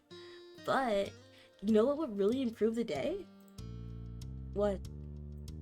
He didn't respond. Instead, he used a hand to point, right at the fruit arrangement that you were still holding. You had completely forgotten about it during the mini drama that unfolded. Was I gonna bash this kid in the head with this fruit arrangement? You had gotten used to the weight. Glancing over to Cove, you noticed he was eyeing the fruit. He must want some too. Why not? Let's eat. Derek perked up immediately at your words. He reached out for a skewer, hesitating slightly once he was inches away. You nodded. With an eager grin, he plucked out a prime row of fruits. Cove grabbed one for himself. After him, only you were without a skewer of your own. I guess I'll take a grape skewer. A grape skewer? There was 4 juicy grapes on a single skewer. It was the obvious first choice. So I went back to my local big chain grocery store, and you know what they don't fucking have? Cotton candy grapes. Now why the fuck do they have regular seedless green grapes and regular seedless red grapes? I want my cotton candy grapes back. Those are so good. I miss them. Derek ate a pineapple skewer enthusiastically, finishing it within moments. This is amazing. It's not different than any other normal fruit. It's kind of worse. These have been out in the open with their skins off for a while. Sheesh. Hey, you two remember the Land Before Time? That fruit thing makes me think of it. The dinosaurs all like the leaves that were shaped like stars. Tree stars. Yeah, chomping leaves look so delicious when they did it. He's not wrong. Do you guys like the Land Before Time? I was indifferent. I didn't care that much. I've never been big on dinosaurs. I have things that I like, and it's not like sci-fi, dinosaurs, westerns, sci-fi, big animals. Besides Clifford, those are not my movies. I love Clifford though. I would see Clifford 10,000 times. I want that movie Clifford. I love Clifford. That's my man's. And there was that scene with the pretty trees and all the dinosaurs came in and picked everything off them till there was nothing. That's us right now. Awesome. Derek, you're so cute. I love it, Livia. I've never seen it. I didn't like that one. That one's for kids. Eating leaves looks good. Should I worry about you? Do you think things taste better when they're shaped like stars? Do you think things taste better when they're shaped like stars? He snickered.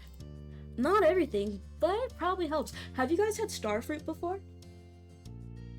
I think I had it in like 4th grade, but I cannot tell you what it looks like. Not what it looks like, what it tastes like. I don't remember what it tastes like.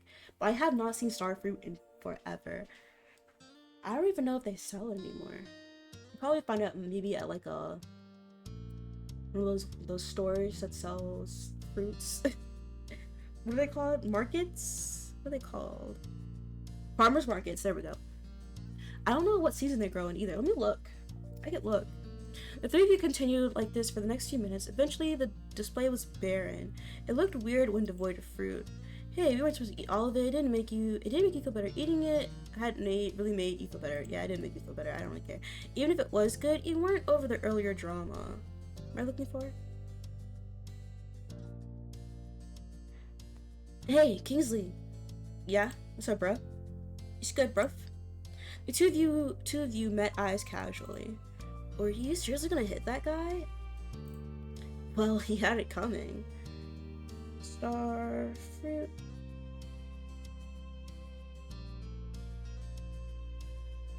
Kingsley, that's so bad. I thought it was cool. I thank you. Thank you. Okay. It's carambola? Carambola? Is that how you pronounce it? Probably not. Also not starfruit. It's a species of tree native to tropical Southeast Asia. Averaha columbella. But like, What seasons does it grow in? Growing season. Oh, does it grow in India? You don't need to know. You do not need to know my location to get this information to me. It can be harvested in the United States from June to February. Okay, so it's in season right now. Cool. Go get you some star fruit. Let me know what it tastes like. I won't be getting it though. I probably could, but we don't go that many places. We go to. Gil doesn't like going to any other grocery stores, but he doesn't realize that his grocery store is ghetto. Here's a big chain grocery store. The one near my house is not ghetto. The one near his house is ghetto. So that says a lot. What? You're both crazy people. You know when Derek said things like that, it wasn't serious. He liked you and Cove. Yeah. Derek then leaned back on his arms. He contemplated the sky with a content sigh. So, are you both ready for summer break? Yeah, no, I'm not sure. Are you? How's someone supposed to be ready for a break?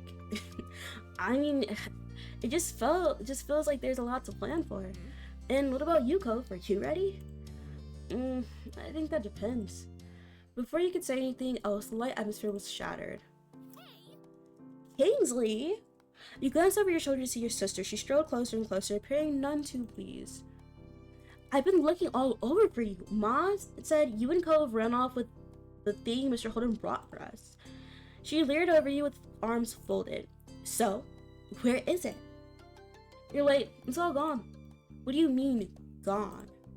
You went over to decided to face her completely. She zeroed in on the bouquet in your hands, which was now populated exclusively with skewers dripping in juice and tiny flecks of leftover fruit pieces. Yuck. Her mouth dropped open and the tone of her voice rose. Seriously, Kingsley? What were you thinking? It was supposed to be for all of us at home. She glanced at Cove, who sat beside you, and continued mockingly. Even if you did have an in with the delivery boy, this was up to Mr. Holden. Cove gave you a bent smile of support, which didn't help disprove her accusation. Sorry, Elizabeth, get over it. The morning's been kind of a disaster. We were hungry. It wasn't us. People came by and went, get over it. Oh my god. Am I being a villain this time? By a villain, I mean just a little bit antagonizing. Elizabeth narrowed her eyes, not at all okay with that kind of response. Oh no, I think I hear the mean kid coming back. We better get out of here.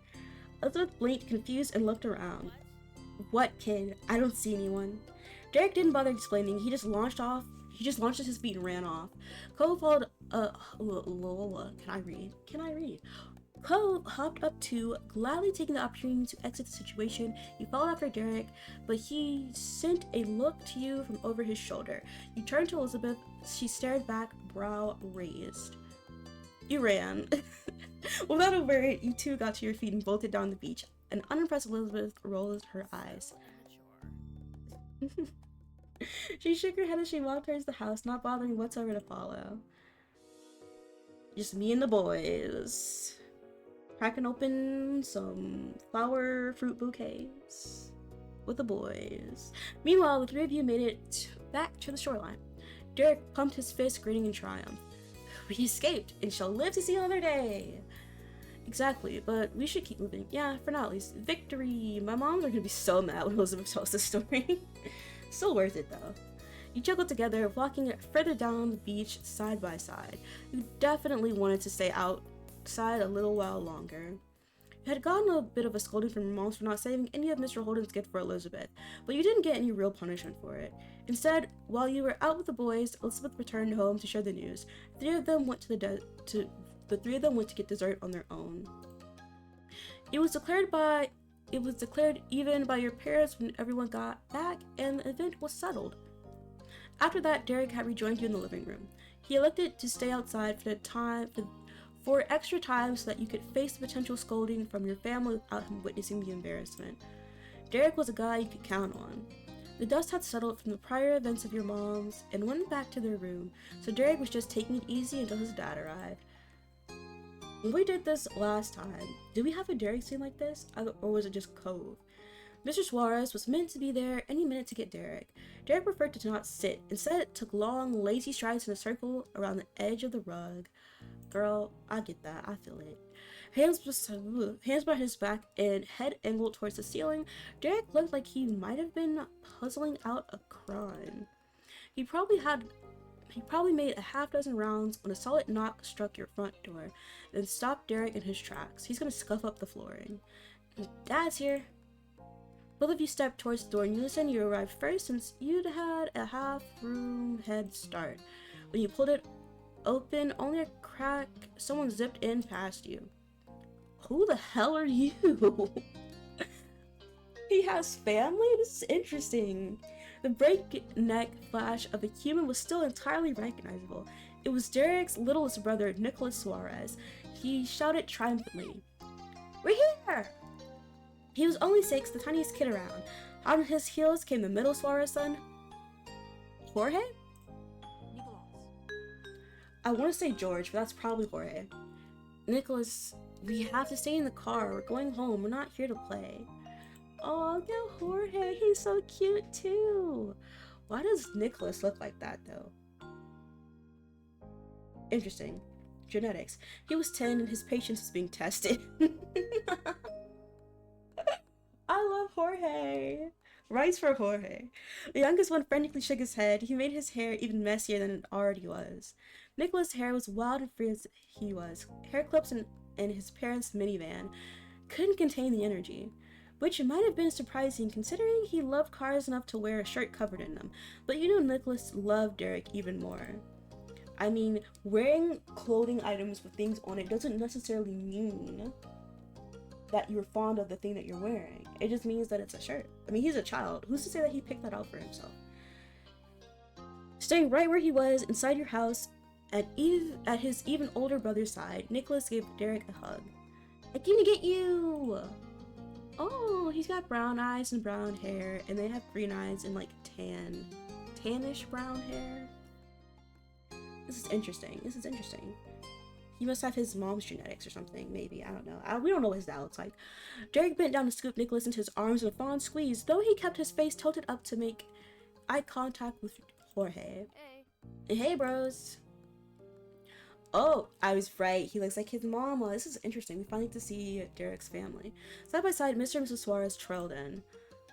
The resemblance between the parents and their children was clear. Derek and Jorge were the spitting image of their father. Jorge was even sometimes called Junior, while Nicholas was a mommy's boy. A good evening, Kingsley. Hello. You'll have to forgive the 3-ring circus visiting town. The boys just had to come. Hi, don't worry about it. You're welcome here. You didn't know what to say. I love seeing the boys. He merely shrugged. Don't worry, you're welcome here. The frown that had been stuck on Jorge's face finally eased up a little. Oh, how kind. But we can't stay. Thank you for letting Derek visit and tell your mothers I said hello. Okay. And Mrs. Suarez is kind of thick, like, okay. I see you, ma'am. Come on, boys. All 4 of you now. 4? Oh, she's including the dad. I was confused. Let's give the Rigel family their house back. Coming. Yes, Mom. Half of the group trotted forward with only a word. They went past Mrs. Suarez and out the door. She watched them go before surveying the situation with the most troublesome one. Nicholas was just bouncing around Derek as if he hadn't even heard his parents. Derek and his mom looked on with identical expressions of exhaustion, tinged affection. When an opportunity opened up between hops, Derek carefully took hold of Nicholas's small hand. Let's go to the car, Nico. You can sit next to me. Thrilled by the promise, Nicholas let out another cheer. What are they feeding this kid? Either this kid has severe ADHD or they're giving him too much caffeine and sugar. I love Nicholas. I love Derek's whole family. I love that so much. Yeah, let's go to the car. Mrs. Suarez left it there, trusting her eldest, and went to join Mr. Suarez and Jorge. Nicholas gripped Derek's black wristband with his free hand and stretching it outwards in his eager attempt to lead his bigger brother along. Derek stumbled forward with a chuckle, mostly to protect his band from being pulled too far rather than Nicholas actually having the strength to move him. But he made sure not to forget you. Derek said his goodbye from over his shoulder. Bye, Guy. Oh, I'm just Guy? Okay. Bye, good night, everybody. Waved the group off. He stood there watching them go. Good night. After their prompt entrance and equally quick exit, the whole Suarez family was on their way home. You, however, didn't have anywhere to go. It was late enough that the rest of the day would be spent inside your own home. That was a while ago now. Later that night, you found yourself seated near the kitchen counter. Oh, are we getting a call with Bestie? Your fingers drummed on the surfaces as you waited for your gaze trained on the phone. You were waiting on a call tonight, specifically from your cousin Leandra. You didn't want to miss it accidentally. Your uncle, aunt, and Lee used to live many hours away. Your families only saw each other a few times a year for big occasions. A while back, though, they moved and were closer to you than ever before. You now hung out regularly. With school being out, you're positive she's gonna wanna come over a lot. The two of you were the same age and got along well. She used to be really fond of Elizabeth too. But now that your sister had become allergic to interacting with her own family, it tended to be just you and Lee who spent time together. She was your only friend who was a girl. Being family helped make you close, but you had a lot of girlfriends. We have a lot of girlfriends. Do we have a lot of girlfriends? Do we need the girlfriends? No, we'll have a lot of girlfriends. Why not? Even though you weren't a girl, you befriended them pretty well. Yeah, because they smell better. They smell better than teen boys do. You also had a lot of non-girlfriends. You didn't have many non-girlfriends. Do I? You know what? He's very friendly, so I'm gonna give him all the friends. What kind of gender someone was didn't seem to make any difference in who you got along with. Then the shrill ringtone announced an incoming call. You jumped up for grabbing the receiver and pressing it to your ear. Lee, finally, who is it? Sir, residence, Kingsley speaking. I like that one. You were greeted by a distorted, high-pitched giggle. Why do you sound so weird? Mom answers the phone like that sometimes. It's supposed to be polite. You should go with, hi. That was something a robot would say. There was a static on the end as if Lee was shifting whatever she was. So, can you believe school's almost actually over? I thought it'd never be done. Now we don't have to do any of that boring stuff and we get to hang out wherever we want. Speaking of hanging out, Lee, can you wait a second? Let me just head to my room. You get up from your seat at the counter. Luckily, the phone was wireless, so you didn't have to worry about any cords tying you down. Your mom's had a rule about not moving the phone unless the call was in progress, which is why you'd been sat by his cradle waiting for Lee to call. Your mom's could be really unfair. You thought that made sense. You didn't like it, but it had to be that way. You weren't the only one. You weren't the only person here. If anyone could take the phone anywhere, anytime, it would be an even bigger hassle. You could easily imagine the receiver having a new forever home in Elizabeth's locked room. But now that Lee had called, it was okay for you to go upstairs to your bedroom and talk to her. You jogged up the stairs, taking two at a time, smiling. After you had arrived, you shut the bedroom door firmly behind you. You take a seat on your bed. Alright, I'm here. Cool. Hey, did you know the girl down the street from me has her own phone now? A cell phone. She doesn't have to wait for someone else to stop using it or anything. Wow, really? The thought of someone having a phone that was all their own seemed unbelievable to you. Right? I wish I had one too, but my parents and I couldn't get my own phone until I was more grown up. I wish they changed their mind. We could call each other every single day and no one would be able to stop us. How great would that be? Really great, but wouldn't I still be using a home phone? My moms would be able to stop us if they wanted. Lee laughed. You didn't put a damper on her imagination. Oh, then you can have your own phone too. That works. She sighed dramatically. I bet I'm not gonna get one until I'm all the way in college. Squeezing the phone between your shoulder and your ear, you puffed up your pillows and made yourself more comfy.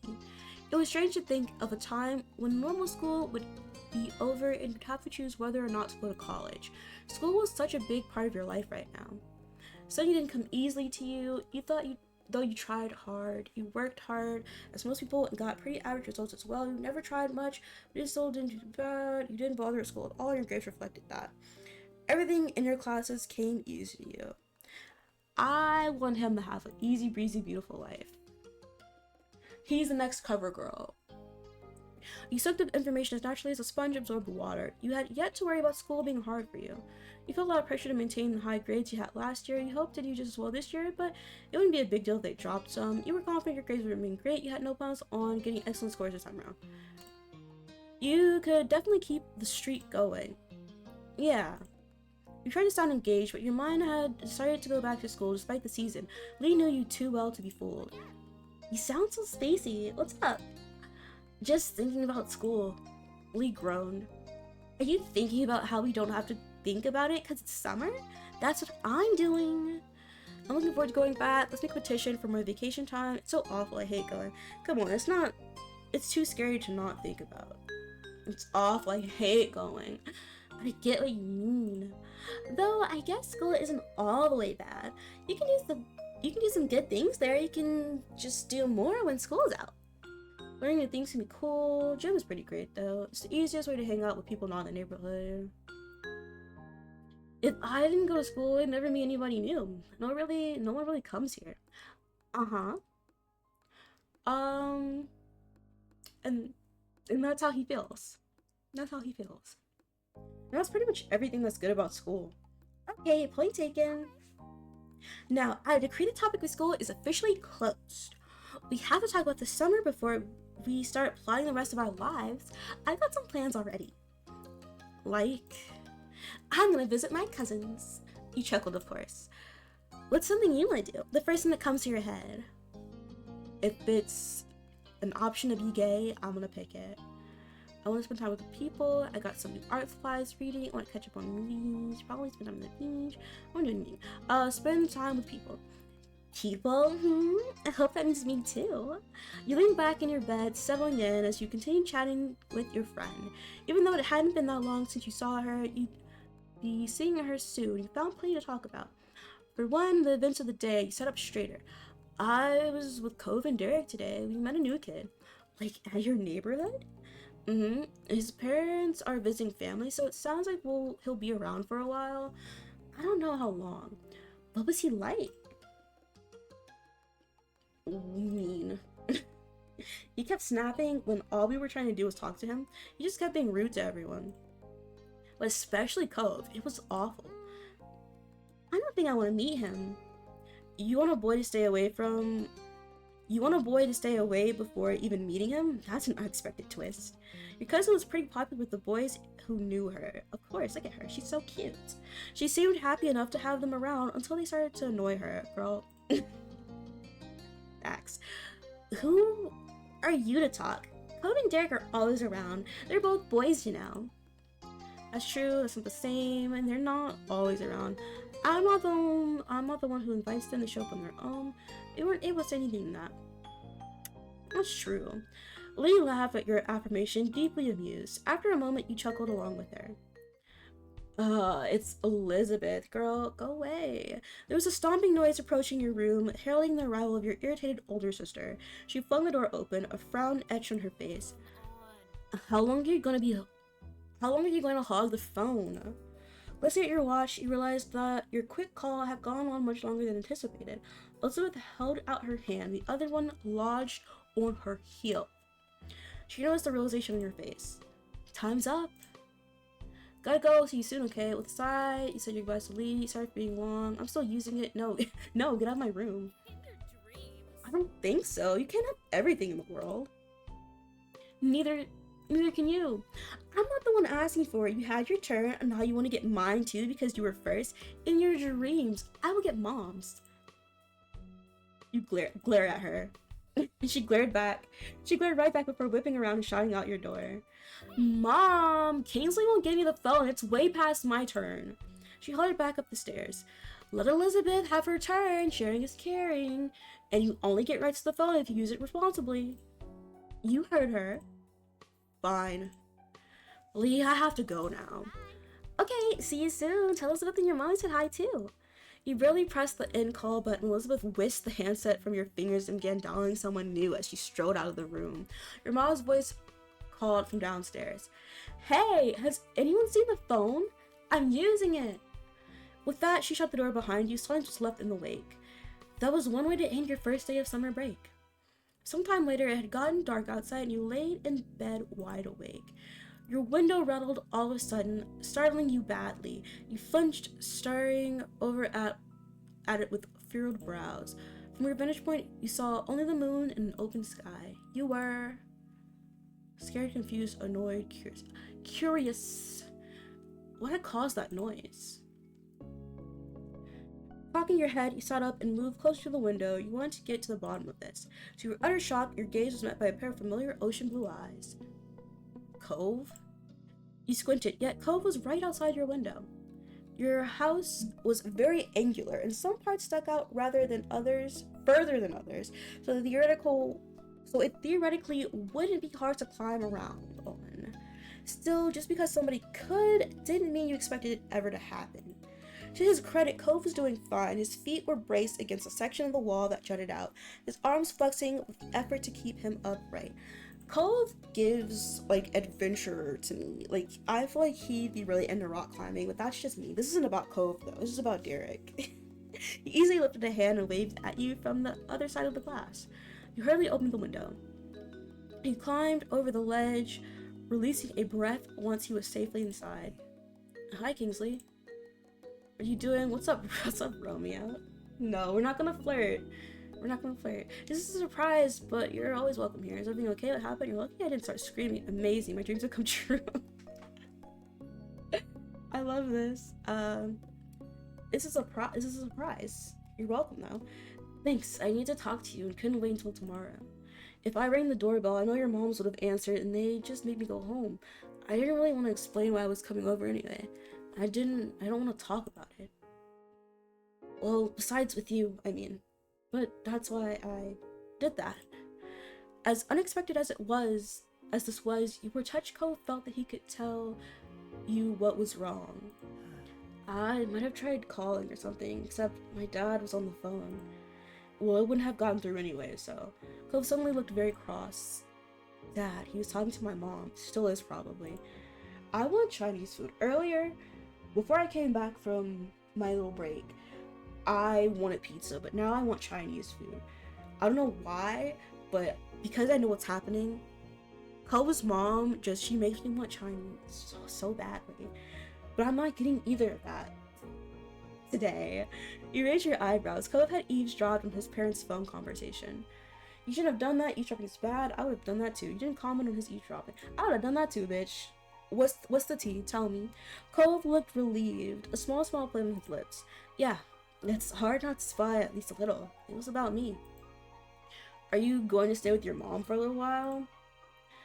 Every year, Cove was sent off to live with his mom for a few weeks. When it happened varied. Sometimes he would go during winter break, but usually he went during summer. Even though it was hard news when you found out he was leaving and you missed seeing him, those weeks you understood. To your surprise, however, he shook his head. That's what I thought too, but no, that's not what they were saying. My dad asked my mom to not have me leave this year. He said she could come stay with us here. You waited for him to continue. He didn't. The conversation abruptly dropped off. You couldn't help but stare at Cove. There was a complicated mix of expressions on his face. Is she gonna do that? Yeah. She told him she'd come. I know she's coming soon before school starts. Oh. You had heard Cole talk about his mom a lot over the years. He'd tell you about past memories, what happened while he was visiting her. Still, it was one thing to hear about someone and another to actually meet them. Very soon, you were going to see Cove's mom in person. You were taken aback by the news, so you could only imagine how Cove felt. You looked over at him. He was pacing across your room, his features pained with dread.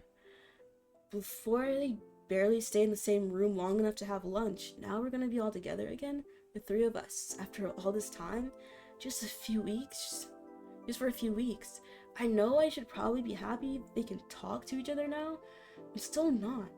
I'm just confused and freaked out, and now I feel really bad for feeling this way.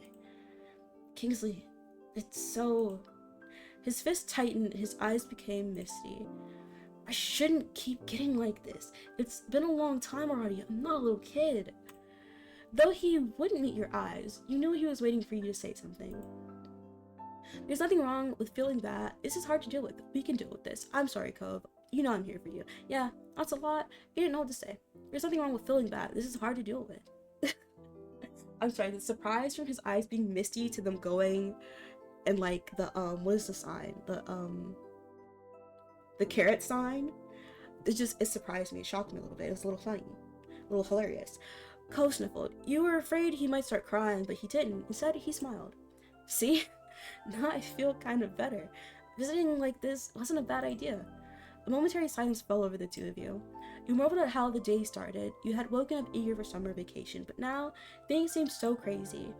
The mini debacle with Mr. Holden's gift, the new addition to the neighborhood being so rude, and as if all that wasn't enough, now Cove's mom would be living with Cove and his dad again. Your whole life was kind of like that, it seemed. Complicated and hard and different. Why couldn't things just get better with time? Kingsley. The sound of your name, said quietly, pulled you from your thoughts. Cove gazed at you, concerned. Are you okay? Yeah, I'm okay. You meant it. Yeah, I'm okay. You mean it. No, I'm not. I don't know. Who, me? I'm worried about you. Wow, things are kind of bad for everyone, huh? Who, me? I'm worried about you, bro. You don't have to forget about yourself for me. I want to listen to you, too. Cove grinned reassuringly. It was small and delicate, but you knew it was genuine. He had come here, conflicted and upset, only to end up worrying about you. He really was a great friend. You know, I think I don't want to talk anymore about this. Okay, we don't have to. He looked away, his lips thinning into a line, and rubbed at his arms. But I kind of don't want to go home either. Can I stay a little longer, just doing something else? He appeared equally parts hopeful and vulnerable. How could you possibly turn him away? You can stay tonight. He shouldn't make a habit of this, but you shouldn't make a habit, no. I got a flashlight and some cards. Are you in? Of course. No. I got some flashlights and a card.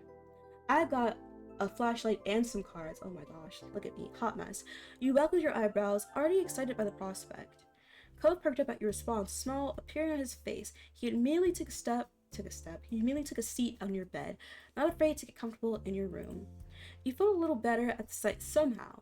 You still had a lot of worries, but you were glad he was here. And not just tonight, you were glad he came into your life in the first place. That was a change you'd never want to undo. Who would have thought Cove would mean so much to you?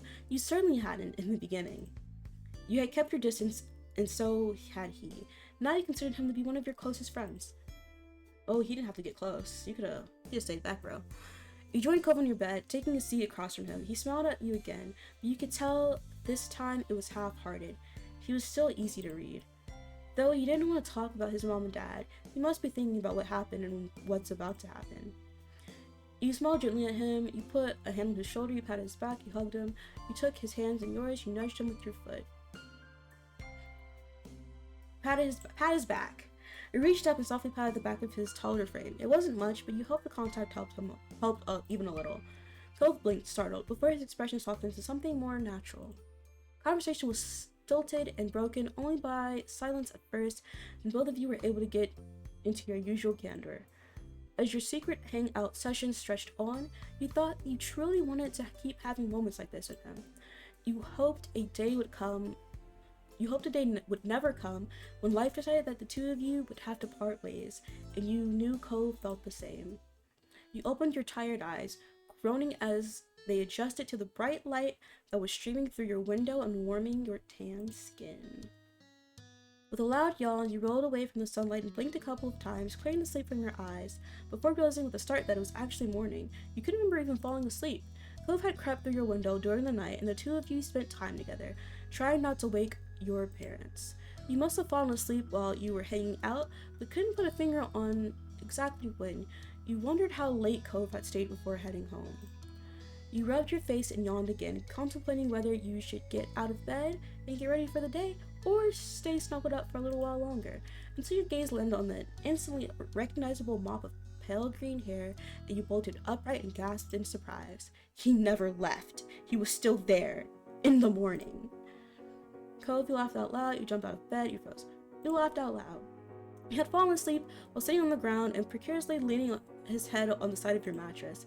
With your laugh, Cove's eyes snapped open, his head slipped from its source of support.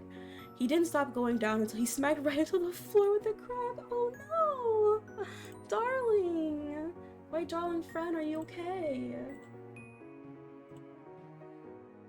You clamped your hand over your mouth and looked down at him with wide eyes, curled up. He had landed rather ungracefully. I don't know why I read it like that. I just did, okay? Ow. You love you even more. Are you okay? You helped him up. Shh, my mom's gonna hear us. Are you okay? You went to his tumble, hoping no one else in the house had heard either of your outbursts. Yeah, I'm alright. Cove rubbed his forehead a little, and you weren't sure that was entirely true. If either of your moms found out Cove had slept here last night, the two of you would be in big trouble. Cove blinked at you a couple of times, his eyes growing in panic as some thought that only he could hear settled in his mind. Oh my god, I fell asleep. You weren't exactly sure what to do as you watched Cove pace your room, looking around frantically. Cove stopped mid-step, and you wanted to ask what he had been searching for, but you guessed he wouldn't know the answer to that himself. Despite that, he hadn't calmed down completely. The atmosphere was still frazzled. It's gonna be alright. You're gonna be in so much trouble. Just calm down. Settle down before moms hear you. You didn't say anything. It's gonna be alright, dude. You'll be okay. What the fuck is Frosty Tools making me post in my chat? Okay. You just need to leave before anyone notices you're here. If they knew, we would have heard about it already. Cove nodded, his shoulders tense as he fixed you with a firm stare with his turquoise eyes. Letting out a heavy sigh, he ran a hand through his hair. In exasperation, he couldn't look at you again as he spoke. I'll see you later. You were confused by how all of this had played out, but hoped that was true. Yeah, see you later, Cove. At that, you were suddenly wrapped up in a tense embrace. As panicked as he was, this seemed to be something he couldn't forget before leaving. Thanks. Again. You're a good friend, Kingsley. He firmly whispered the words into the top of your shoulder. Into the top of my shoulder? How close was he? How close was he to me that he's just whispering into my shoulder? That's a bit weird, my guy. But you were let go before you had a chance to respond or even fully react. Or did he hug me? Is that what happened? Am I stupid? Was I not paying attention? In a matter of seconds, he had climbed over your bed and opened the window. A cool breeze rolled off the ocean, fluttering through Cove's hair and filling your arm with its salty scent. Let's say arm? Hold on, let me go back. Filling your room with its salty scent. I was like, what? Okay. Cove briskly stepped out onto the ledge. You wished him luck, you rallied him to keep going, you suggested he sneak out the door. Instead, you urged him to hurry up. Keep going, bro. You got this, Cove. You weren't sure if he heard you or not, but he kept going along, one foot in front of the other with increasing speed until his form disappeared out of sight. You stuck your head out the window as far as it could go to try keep watching. He walked the full length of the ledge before jumping down to the top of the garage, then lowered himself onto the fence. Oh my gosh. From there, he finally dropped down to the ground. You threw a thumbs up as his successful climb. Like I said, I feel like he's a rock climber. I feel like he does that kind of stuff. He ran off towards his house without stopping, disappearing behind the side of another building. You had to admit that you were pretty impressed at how doable he made that look. With a little sigh, you reclosed your window, deciding there was nothing more you could do. You hopped off your bed and got ready to head downstairs for the day. You put on your slippers, you checked yourself in the mirror, you made your bed, you just left. Put on your slippers. You knew it was summer, but your slippers were comfy and cozy and made you feel better whenever you wore them. You took the stairs, slowly attempting to mask your face into a look of innocence. You were sure that someone would have come into your room if they had heard anything strange, but you couldn't be too careful. You had to play it cool. When you stepped into the living room, Elizabeth was there, tapping her finger on the counter. Good morning, Elizabeth. She looked you over immediately, her eyes squinting at the greeting. Why are you being so weird? You hadn't done anything. Your big sister never missed a beat, unfortunately. Your eyes flickered right and left as you sidestepped her and headed towards the kitchen. Kingsley? You shrugged it off, you clammed up. Wouldn't you like to know? I would. That's actually why I asked. You shrugged non-committedly, determined not to tell her a thing. Further suspicious squinting occurred as she waited for something. But ultimately she rolled her eyes, and you weren't sure if you were in trouble or not. She didn't seem to care enough to dig any further. Whatever. And then she walked straight out of the front door, letting it slam shut behind her, and you let out a brief sigh. Elizabeth went out most days to hang out with her friends from school around town. Today, you were extra glad for it, though you were also grateful she hadn't left the house any sooner and risked running into Cove. It looked like you were getting away with that. Breakfast was eaten in peace and alone. Your moms were both out by the time you had gotten up. They had left you a serving of food from the breakfast they made. Hash browns, an omelet, fruit salad, and there was a few sausage links. You passed on some parts because they weren't things you liked. You passed on some parts because you were trying to avoid meat. You passed on some parts because you were trying to avoid animal products. Let's pass because there's some things I just don't like. You appreciate that there was a variety in the meals your moms made. The parts you did have were tasty. The day lazily drifted by at home, and eventually your parents returned. You pulled open the fridge again, lingering in the frosty air for a moment or two before grabbing a bottle of ice-cold water and taking a long drink. It was a perfect balmy summer afternoon, and you had decided to head outdoors and find something to do. You hadn't decided what that something was just yet, but you were sure something would pop up to occupy your time. As you were heading out the front door, you paused for a moment. You hadn't seen Cove since he left that morning, and you couldn't help but think about what had happened to him. Would it be bad to go over to his house right now, or to call him to check in? You stepped outside of your house, still stuck in an internal debate with yourself, when a voice caught your attention. Hi, Kingsley. Confused, you looked over to where an unrecognizable woman was waving at you, a friendly smile plastered on her face. You racked your memory for where you might have seen her before, but nothing came to mind. Not your school, or from the country club your moms took you to. You had absolutely no idea who this woman was. The woman crossed the road towards you, and you were a little unsure whether you should stay put or go back into the house and lock the door. Here we go, it's my MILF girl, Kira. Oops, I'm sorry. Was that presumptuous? I've heard about you, but you have no idea who I am, do you? You shook your head. Is your name Kira or is it Lyra? We're about to find out. You shook your head, and she removed her sunglasses to reveal sparkly ocean blue eyes. All of a sudden, she seemed a little more familiar. My son lives here, and my ex too. With a bent smile, she lifted a hand to point at the condo across the street from your house. She was Cove's mom. You didn't know why you hadn't recognized her sooner, now that you had gotten a good look at her. She seemed nice, she seemed sort of strange, she looked real young, maybe since she was Cove's mom. She felt so different to Cove. She was super pretty. She is super pretty. This beautiful lady was Cove's mother? Wow. It was kind of crazy how both his parents were that good looking. No matter your thoughts on her, you still felt taken aback that she had appeared here so suddenly. Cove mentioned she was coming, but you hadn't gotten the impression it would be the very next day. She extended a hand again, this time for you to take, and you studied the manicured fingers in front of your face and the assortment of bracelets that dangled from her wrists. I'm Kyra Priest. You can call me Kyra. See, I knew it. I said it wrong. I combined Kira and Lyra. There we go. Kyra, that's her name. You shook her hand. You didn't shake her hand. Shake her hand. Shake her hand. You reached out and took her hand. She shook yours firmly, grinning wide. I'm Kingsley, but you already know that. Cove's mentioned you to me before. It's nice to officially meet you, Kingsley. Cove talked to you about his mom. He hadn't mentioned how he said things about you to her. What? Hold on. I need to slow down and process the sentence. Cove talked to you about his mom.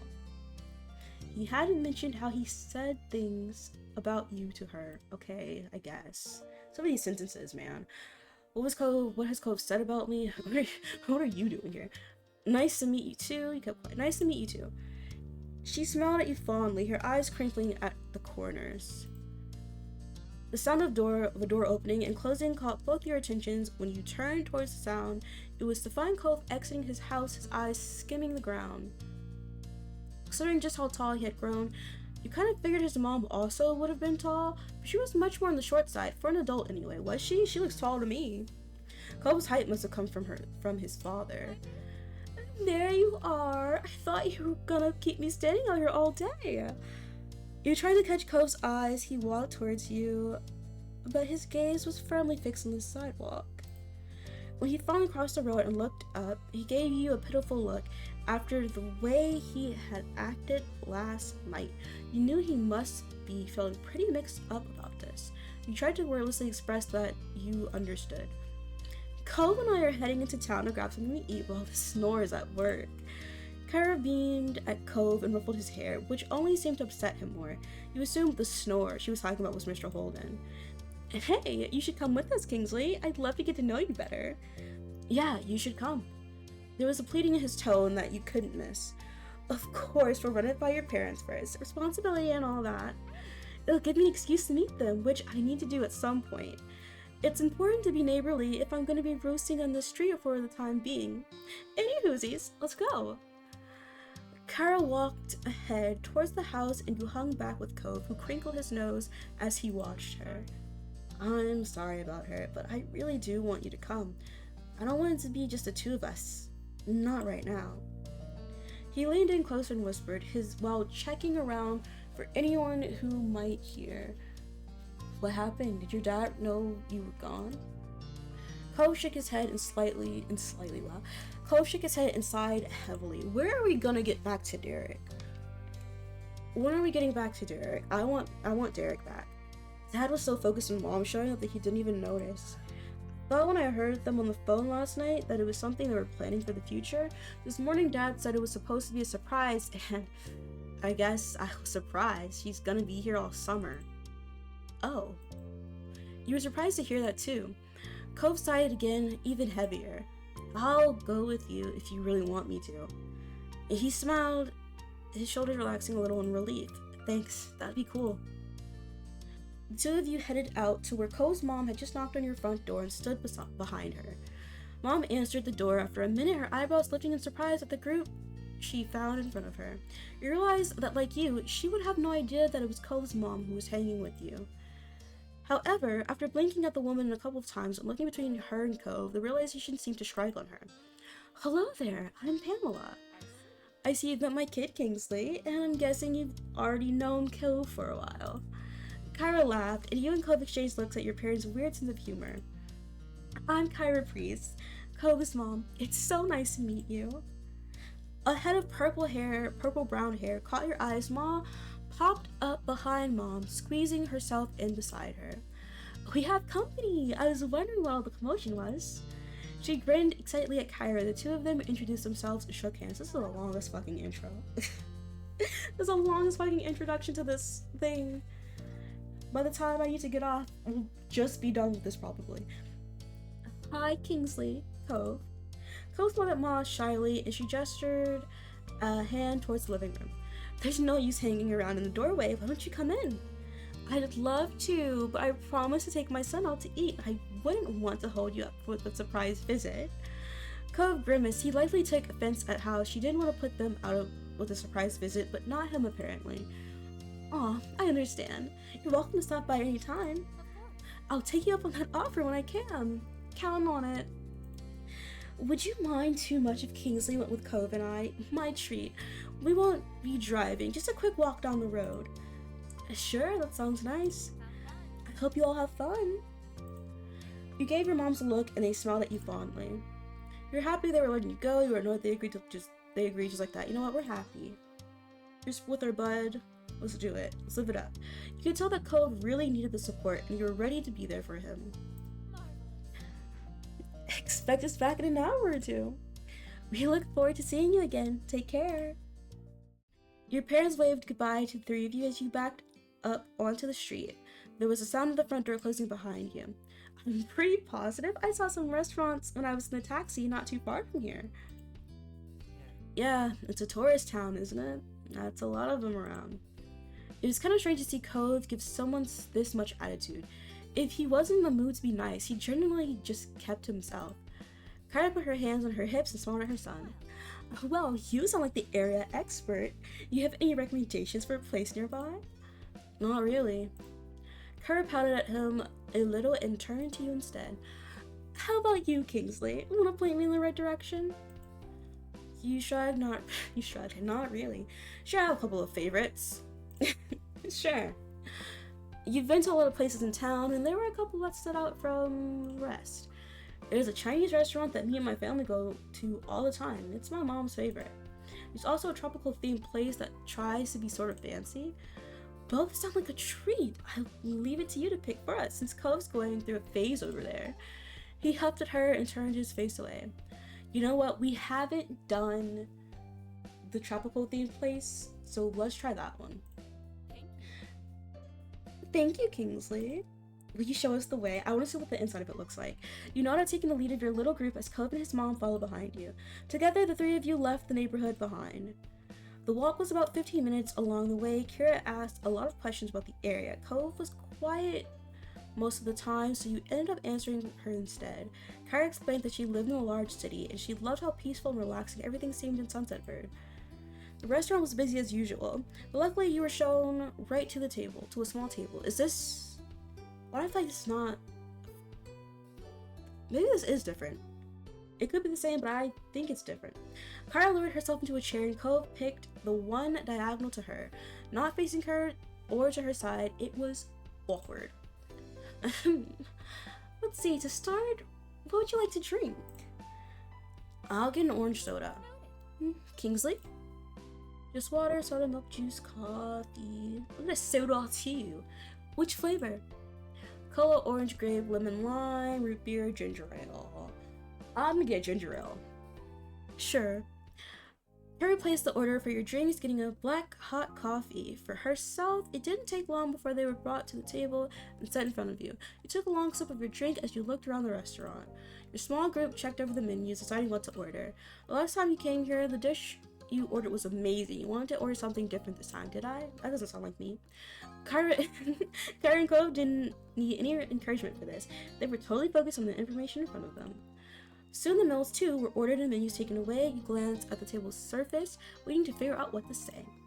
Cove awkwardly sunk back further into his seat and crossed his arms, all while blatantly avoiding eye contact. The side wall must be really interesting to him right now.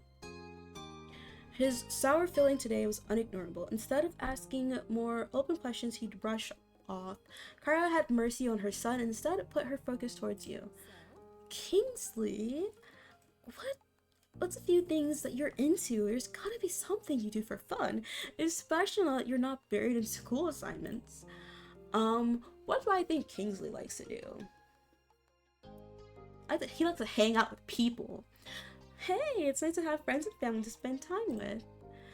I'm still spending time studying fashion. I'm really into Cove now. I feel like Kingsley's a writer. A fellow writer. Writing's a great form of expression, don't you think? Kara sighed wistfully, her eyes going soft. And he likes to read. What does he like to read? He likes to read poetry. Sophisticated beyond your years, I see. And magazines. How interesting, I think we'd get along. And nonfiction books. I'll bet you know about a lot of things then. And that's it. And fashion. I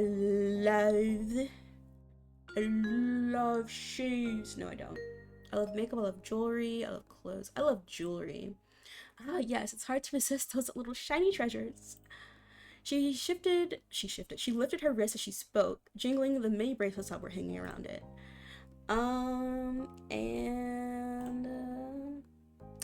Didn't say anything else. I feel like those are his interests. Thanks, I'm happy to learn more about you. There's so much I hadn't heard. Cove leaves the details out. I'm sure he does. So what exactly did Cove say about me? Kara laughed. holding a hand in front of her mouth. I can't tell you that. I didn't come all the way to embarrass my son too much. Kids are delicate at this age. She laughed again, and you glanced at Cove to see his reaction. He cringed, looking very much like he would rather be anywhere but here. Hoping it would clear some of the tension in the air, you decided to ask Kyra a few questions of your own. Cove hadn't told you much about her, and you were curious to know more about this woman who was such a big part of his life.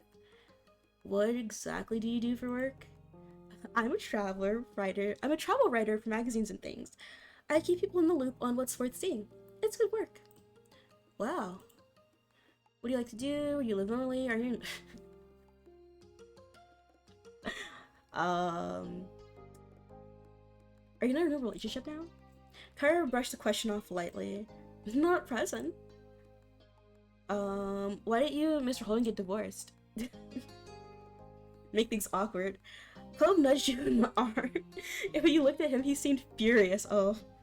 Kyra brushed the question off lightly.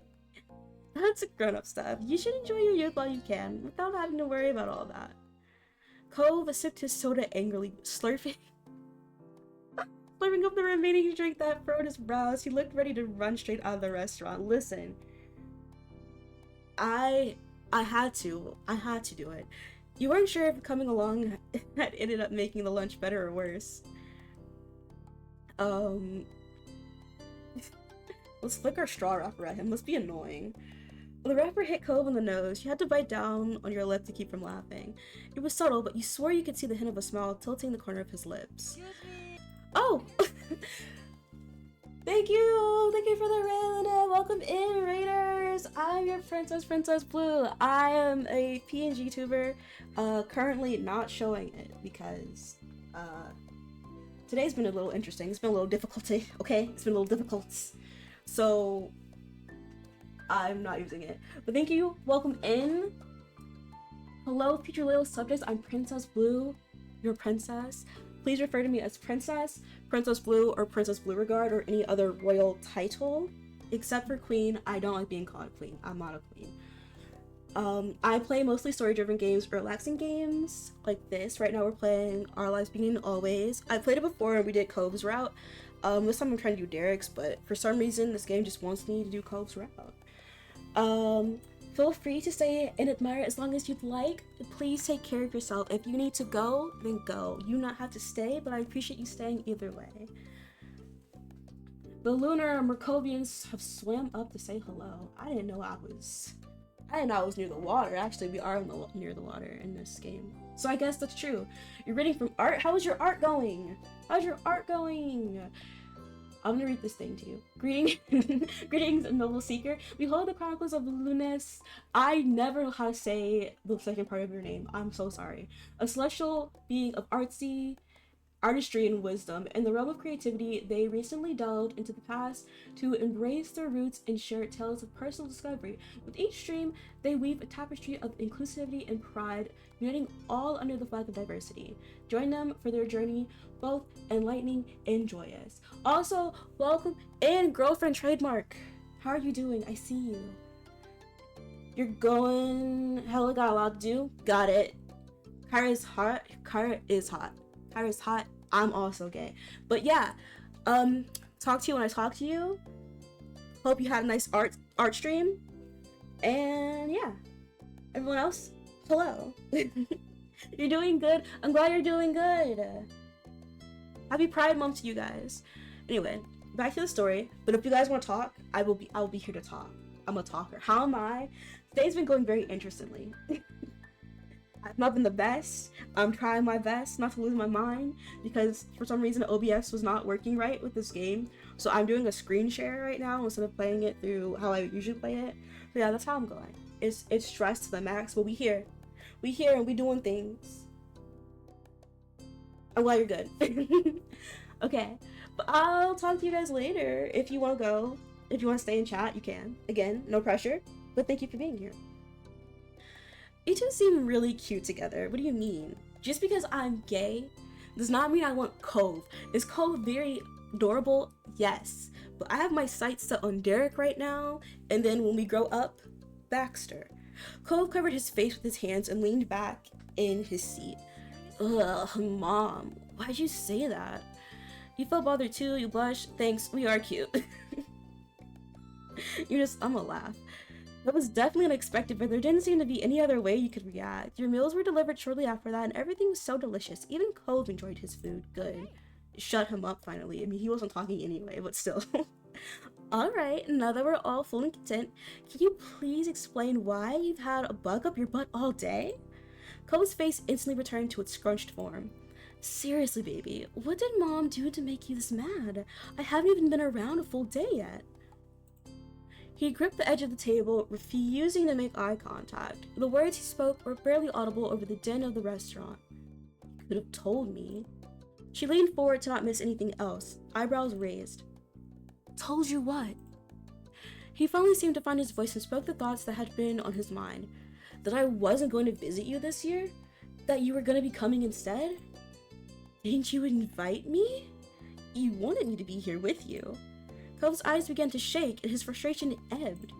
I do want you to be around, but I didn't know it'd be like this. It's not the same and nobody said anything. I see. Her expression grew tense. She threaded her fingers together and placed her hands in front of her on the table. We've both been gifted another Clifford surprise. Referring to that as a Clifford surprise almost caused both you and Cove to crack a smile. What a name. What a name to be named Clifford. After the big red dog, could not be me. You also had no idea his name wasn't just Cliff. Over 5 years, nobody ever called him Clifford until now. She smoothed her hair out, not letting go of her stern look. The more things change, the more they stay the same. They let out identical sighs, but smiled weakly at one another afterwards. We can go home, Cove. We can still set up a normal trip to my place before the summer ends. Cove's lips tightly closed together. He seriously pondered the option. I think I do want you to stay. I miss it when you're not there. My heart. She reached across the gap, grabbed his face and planted a kiss on his cheek. Cove tried to wiggle away. Mom, stop. I'm sorry. Sweet young men need to be smooched by their parents. If I don't, they'll take away my mom license. Kyra was completely enthused by Cove's admission, though a tone of seriousness did return to her voice when the conversation continued. This is a cute moment, but as a teenager, I understand. I'm not a teenager anymore, but as embodying myself as a teenager, I was insufferable.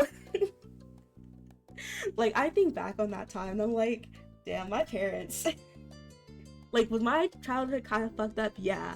At the same time, I was not making it easy. Do you want to talk to your dad too?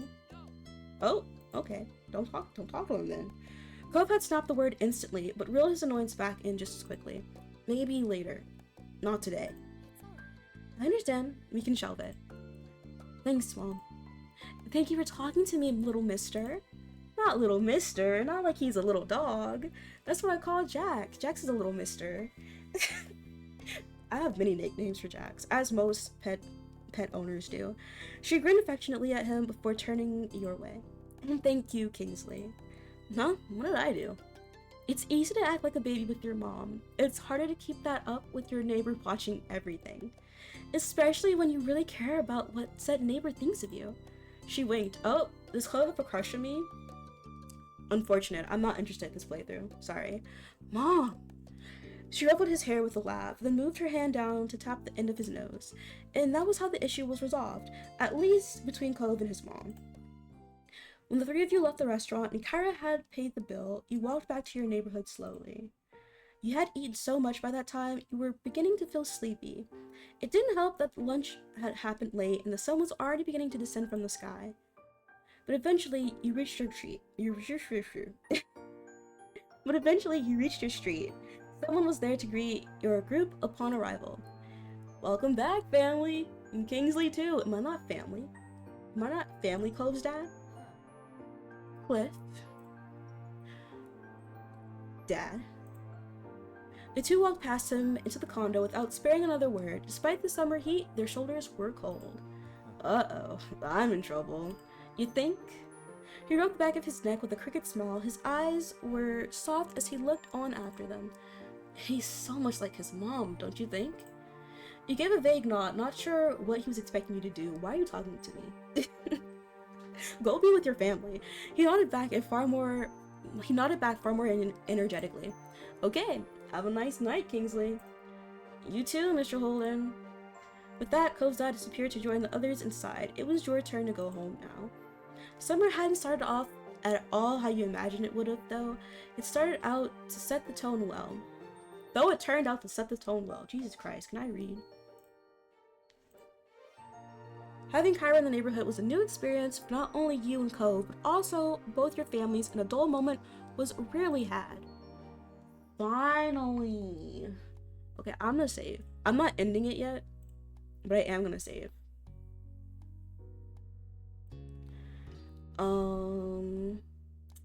Let's see. Wave, growing, family, dinner. I do not recall which one of these stories Derek is in, but I do know he's in the mall story, so we're gonna do the mall story. Let's visit. Lee's visit today turned out to be more involved than you expected. After overhearing where the Holden family was going, Lee insisted on seeing Mr. Holden's shop firsthand. An hour later, Lee was busy looking at every item on display. Because Cove's dad offered supplies, lessons, and tours, his shop had all the scuba-related stuff you could imagine: fins, masks, suits, and snorkels. After circling around the shop, you finally stopped and looked at the whole room. This was the first time you'd been here too. It wasn't often you tagged along to hang out at the shop. You spent a lot of time here over the years. It wasn't often. I feel like I'm here, but I'm not here that often, you know? You referred it that way. It meant there was always something new to look at, even if it was just a layout change. You were excited to come today. You were in good spirits. It was a pleasant surprise. You felt okay. Not your first choice, but not bad. You weren't happy. You know what? We're in good spirits. Visiting the shop made for a fun afternoon. Just the other day, Cove was telling you about the new wetsuits, and now you got to check them out. Lee was still busy poking through the various wetsuits displayed, and you decided to see what Derek and Cove were doing. Yes, the boys! The boys are back in town! They were too absorbed in their conversation to notice you standing near them, leaning against the counter. You were able to pick up the topic quickly. Anyway, My dad told me the new stuff is selling like crazy. Yeah, the material has this new blend with less neoprene? Neoprene? I'm gonna assume that's how you say that word. My dad says the people are really interested in it. It brought a smile to your face hearing that the shop was doing well. You decided to keep listening, you decided to join the conversation, you couldn't resist using the voice. I'm gonna join the conversation. It's not a party unless I'm here. As Kesha said, the party don't start till I walk in. So they're not gonna have conversations without me. No sir. Those wetsuits with the bright colors were probably popular too. I haven't seen many with that style in other places. I like those ones. Some of them might be too bright. I mean, babes, your swimsuit earlier was kind of bright for me, but that's why we changed it. I don't think the point of scuba diving is drawing a lot of attention to yourself. Maybe people just wear them on the beach. Standing out would help there. Your family could always spot you. Cove smiled at Derek's positivity. But really, there's just so much to think about with the business. It's crazy. No matter how much I come, I still don't think I get it.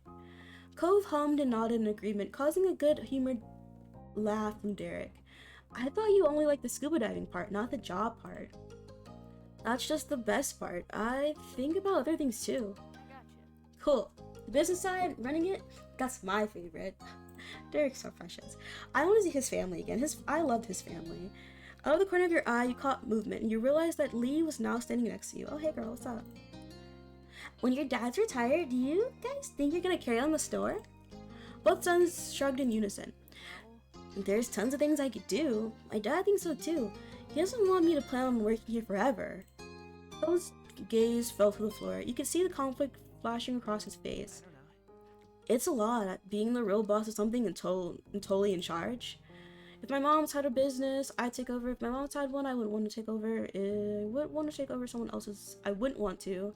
Owning my own thing, then do you think your dad's would let me take over the shop?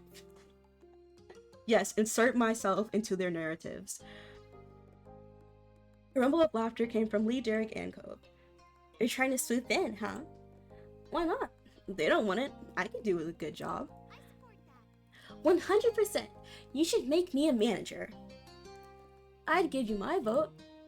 I don't think my dad would, but ask him if you want. Fuck your dad. We're worried about the Suarezes over here. Fuck you and your dad, Cove. Thank you for the blessings. Smiling huge, you felt plenty pleased, and as much as you were trying to joke, there was a part of you that genuinely thought being a business owner would be cool. I cannot agree. I mean, I guess a little bit. There's like some aspects, but then there's like too much aspects. I definitely would get overwhelmed. I'm overwhelmed now. Cove's parents left the back office and came over, catching your attention. Sorry kids, it looks like it's gonna be a long one. I know usually others hold the fort down, but I really need to stay here today. I know you just wanted a little visit. It'd be boring to get stuck all day because of me. Kyrie can take my car and go back to the neighborhood. Cove and Derek gave him an understanding look. Mr. Holden crossed his arms and flashed you all a big smile, trying to lift the mood. The one condition is that someone has to remember to come back for me later. You don't get to strand me here, no matter how funny that might be. Kyra laughed and gave a thumbs up. Mr. Holden seemed satisfied with that. He moved on with the explanation. We should definitely abandon him here. I'm just saying. I think it would be hilarious. You should have to walk home. Derek, your dad also has his hands full today, so he doesn't have time to run you back home. It's okay. That's alright, sir. The title sir got an awkward chuckle out of Cliff, which was cut short when Kyra elbowed him teasingly. You already said I could borrow your car. Why don't we take all the kids somewhere fun for the afternoon? It's fine with me. Just please come back eventually. Sometime today, Kyra. After multiple jokes about being left with no ride, you had to wonder if that actually happened in their past together. I hope it did. It's what he deserves. For you, my good sir, I swear. Cross my heart. Happy with the promise, Cliff took out his black wallet and offered a $50 bill to Kyra. Here, in case you need gas or anything else while you're out. Kyra smiled knowingly and accepted the bill without hesitation. Girl, same. You know, we didn't accept the money from Cliff this time. Last time we did. I just wanted to see what would happen. We didn't even do anything important with Cove's like story as a child, so like it really did not matter. Thank you. Cove's dad stuck the wallet into his back pocket while he waved with the free hand. Okay, time for me to jump back into work. Have fun for me. Bye, Dad. Bye. Bye, sir. Bye, Mr. Holden. Goodbye, sirs and madams. Oh my god, this man is insufferable. He left the room with a wink and a flare, disappearing into the employees' only area of the shop. You know, okay, so I started watching this reality TV show yesterday. It's called Love and Marriage Huntsville. All the men in that show are so fucking insufferable. I know you're not here to listen to me talk about this reality TV show that I got into, but all the men in that show is insufferable. I do, however, like Maurice. Maurice is cool, but all the men insufferable. Some of the women insufferable, but Maurice, he's my guy. That's bestie right there. Hopefully, I only watched one episode, but hopefully he doesn't ruin everything that I've said about him. He has high praise right now. I just had to talk about the reality TV show real quick, okay? I'm sorry, we can get back to the game. When Mr. Holden was out of sight, Kara silently strolled over to the counter and carefully placed the $50 bill there. She turned back around and beamed a large smile at you and the others. Come on, gang. Let's see if the town has a mall. Why did you put that $50 there? Someone could take that. You should go pick that back up and then give it back to him later. Yes! Unable to contain her excitement, Lee actually jumped with joy, while Cove and Derek just grinned. There wasn't a mall in your hometown, but Mr. Holden's store wasn't in Sunsetburg. It might be possible to find a mall out here. You felt pumped, you felt okay about this, you really didn't want to go there. We were pumped, let's go to the mall. That's where teenagers belong, the mall. However, they need to not be fucking about with shit, because it gets annoying as fuck. But back in my day, where would you find me? My room. But if you didn't find me in my room, where would you find me? The mall. Heck yeah. Let's go.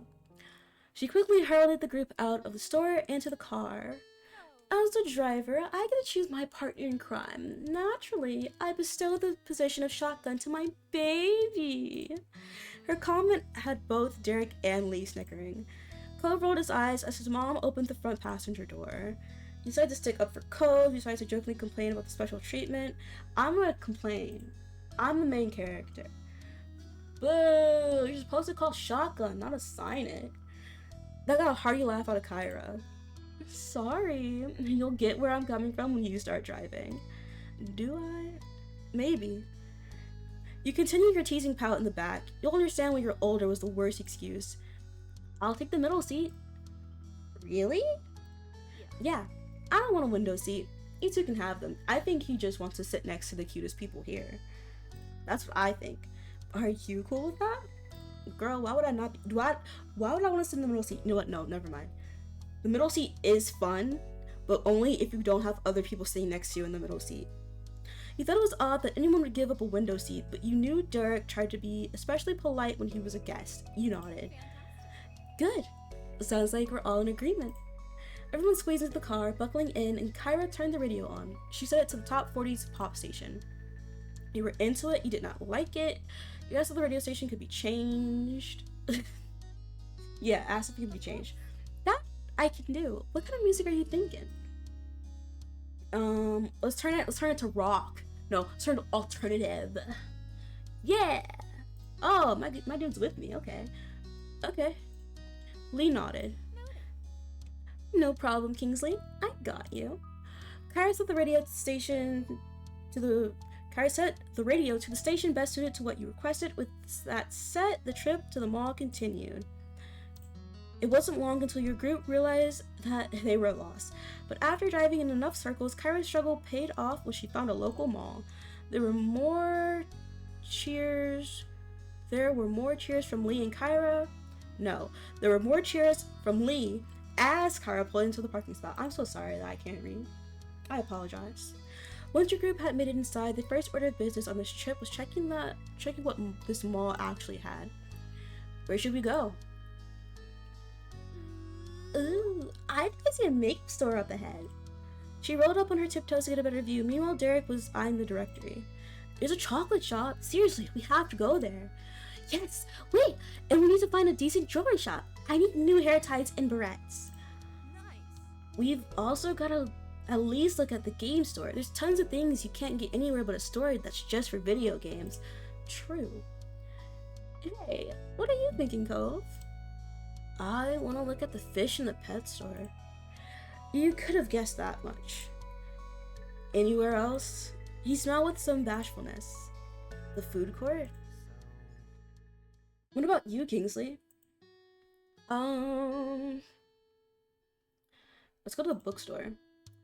And accessory shop, and the video game store, and the chocolate shop. I don't like going to pet stores, they make me sad. But all like the little animals that are there to be bought, and I'm like, that's so sad. Like obviously I go to get my dog groomed at like a pet store because I don't trust any groomers out here. I don't know why, I just don't. So I go to the pet store. What else? The food, yeah, let's go to the food court. And that's all. That's certainly a list. Good thing we have all afternoon. Yeah! I have my own stops I want to make. Let's agree to regroup here at 7 p.m. What? You're not coming with us? We're all in the same building. You won't be as alone as you think. I'll only be a few minutes away at most. You're old enough to enjoy the mall without me hovering. Okay. See you soon. Be back here at 7 p.m. Toodaloo! Leaving Derek and Lee stunned by their newfound freedom, Kara walked off. When she was almost out of sight, Derek's face twisted in confusion. Wow, she's really gone. I can't believe she just did that. This is so cool. You get to do whatever you want. You're happy about it. Talk about an amazing opportunity. You felt unsure about the situation. You feel okay. No, I don't care. It's an okay situation. Well, it can't be that different from having a parent here. Yeah, you're right. We'll probably be bumping into her at some point too. With the decision already made, Derek tried to pull together his earlier enthusiasm for the trip. So, where are we going first? Time's a-wasting. Whatever's closest. Things were coming together, but you realized there might be a flaw in today's sudden plans. What's wrong, Kingsley? Did everybody bring money with them? Yeah. Well, I mean, I know you did, Lee, because you're like fucking rich or whatever. I did. I always have some on me when I come all the way out here. I have money too. I'm gonna buy shit. Immediately you felt better about the situation. It would have been a downer to not be able to even think about something at the mall. because they didn't have money. I'm good. Now that everything was squared away, you explored the mall together as a group. There were many shops that you managed to venture into so far. You all even went to the bookstore, leaving you with a pep in your step. This was better than you thought, and there was still so much to see. When I go to visit my dad, I go to this one, it's like a really big mall, and I always go to like Books a Million. I don't know why, it's just a place of comfort for me, even though I don't read anymore. After having hit many of the top priority stores, you found yourself passing by a small booth. It was decorated in wind chimes of various sizes. You raised a hand up to one of the smaller ones. What sparked your attention next was Cove. You thought for sure he was going to stop at the booth by the way he looked at it, but he kept going. Do you want one? It wasn't until Lee asked that you realized that you had stopped in front of the booth without saying anything. Lee just continued to encourage you. You should get one! I'm just looking, I don't really like them. You wanted one, but for someone else, you didn't want one. I'm just looking. It's nice to check stuff out. Lee hummed in agreement, and then stared past the booth. Following her gaze, you saw that the boys were already wandering too far ahead. Let's go. After leaving another store, one that Lee couldn't resist exploring, you and your friends found themselves walking down the main hall of the mall again. Oddly enough, Cove started drifting to the side. Hey, where are you going? I want to get a smoothie. You turn around, walking backwards to get a better view of everyone's reactions. The moment he said smoothie, everyone perked up, remembering there was a popular smoothie place somewhere around here. You should have said so sooner! As you approached, your eyes were drawn to the dizzying list of smoothie combinations. A part of you wondered how long it would take you to try them all. Hi there, do you need the rundown of how this works? Yes, please! Okay, first off, you pick up to 3 options of fruit or berries, then I'll add the ice in the store's special smoothie base mix, and you'll have your very own smoothie for $4. There's only one size. Cove leaned over the counter a bit. For several moments, he initially studied the plentiful fruit and berry options. I want to get a strawberry banana smoothie with coconut too. Sounds good. Anyone else getting something? Can I get one that's just all mango? Of course. I'd like strawberries, blueberries, and raspberries for mine. Thanks. Shopkeeper looked at you now. Sure, fine, I'll get one this time, why not? Can I get kiwi? Let me see, what flavors do I like? Okay, kiwi, apple, raspberry, and that's everything. I feel like that might taste good. I don't know for sure, but I feel like in my heart it might taste good. After that, everyone went ahead and paid for their individual drinks. You waited over at the other side of the booth where the drinks were put when they were done. Derek bounced on his feet, excited for his to be ready. This is gonna be good. Lee chimed in with her own enthusiasm. Everybody says their smoothie-based stuff can make any drink great. Why can't I read? Guys, I'm so sorry. I'm so sorry, I'm struggling. Cove, while quieter, looked just as eager for his smoothie. Luckily, there hadn't been anyone else before you, so it wasn't a long wait. Your group collected the fresh drinks as they were placed on the counter. Straws were placed through the opening at the top of the cup, and the first tentative sips were had. Derek sighed in satisfaction after his taste. Mango's too delicious. I could not disagree more. Mine is super good too. Cove nodded and hummed. What the fuck? Sorry, I thought I saw something. Ignore me. Cove nodded and hummed in agreement. His straw was still in his mouth. You were really happy with yours. You were regretting your choice. You thought it was only okay. You thought it wasn't as great as you expected when you picked. It was okay. I'm not a smoothie person in real life, so mine isn't bad, but I wouldn't say it's amazing. Aww. That's a bummer. It is a bummer, isn't it, Derek? You asked if you could try Lee's smoothie. You asked if you could try Derek's smoothie. Sneakily, you want to sell something. You know what? I don't want anything of theirs. I don't want any of their smoothies. All of them sound gross. As your group continued to wander the mall, you came to an area in the path that was wider.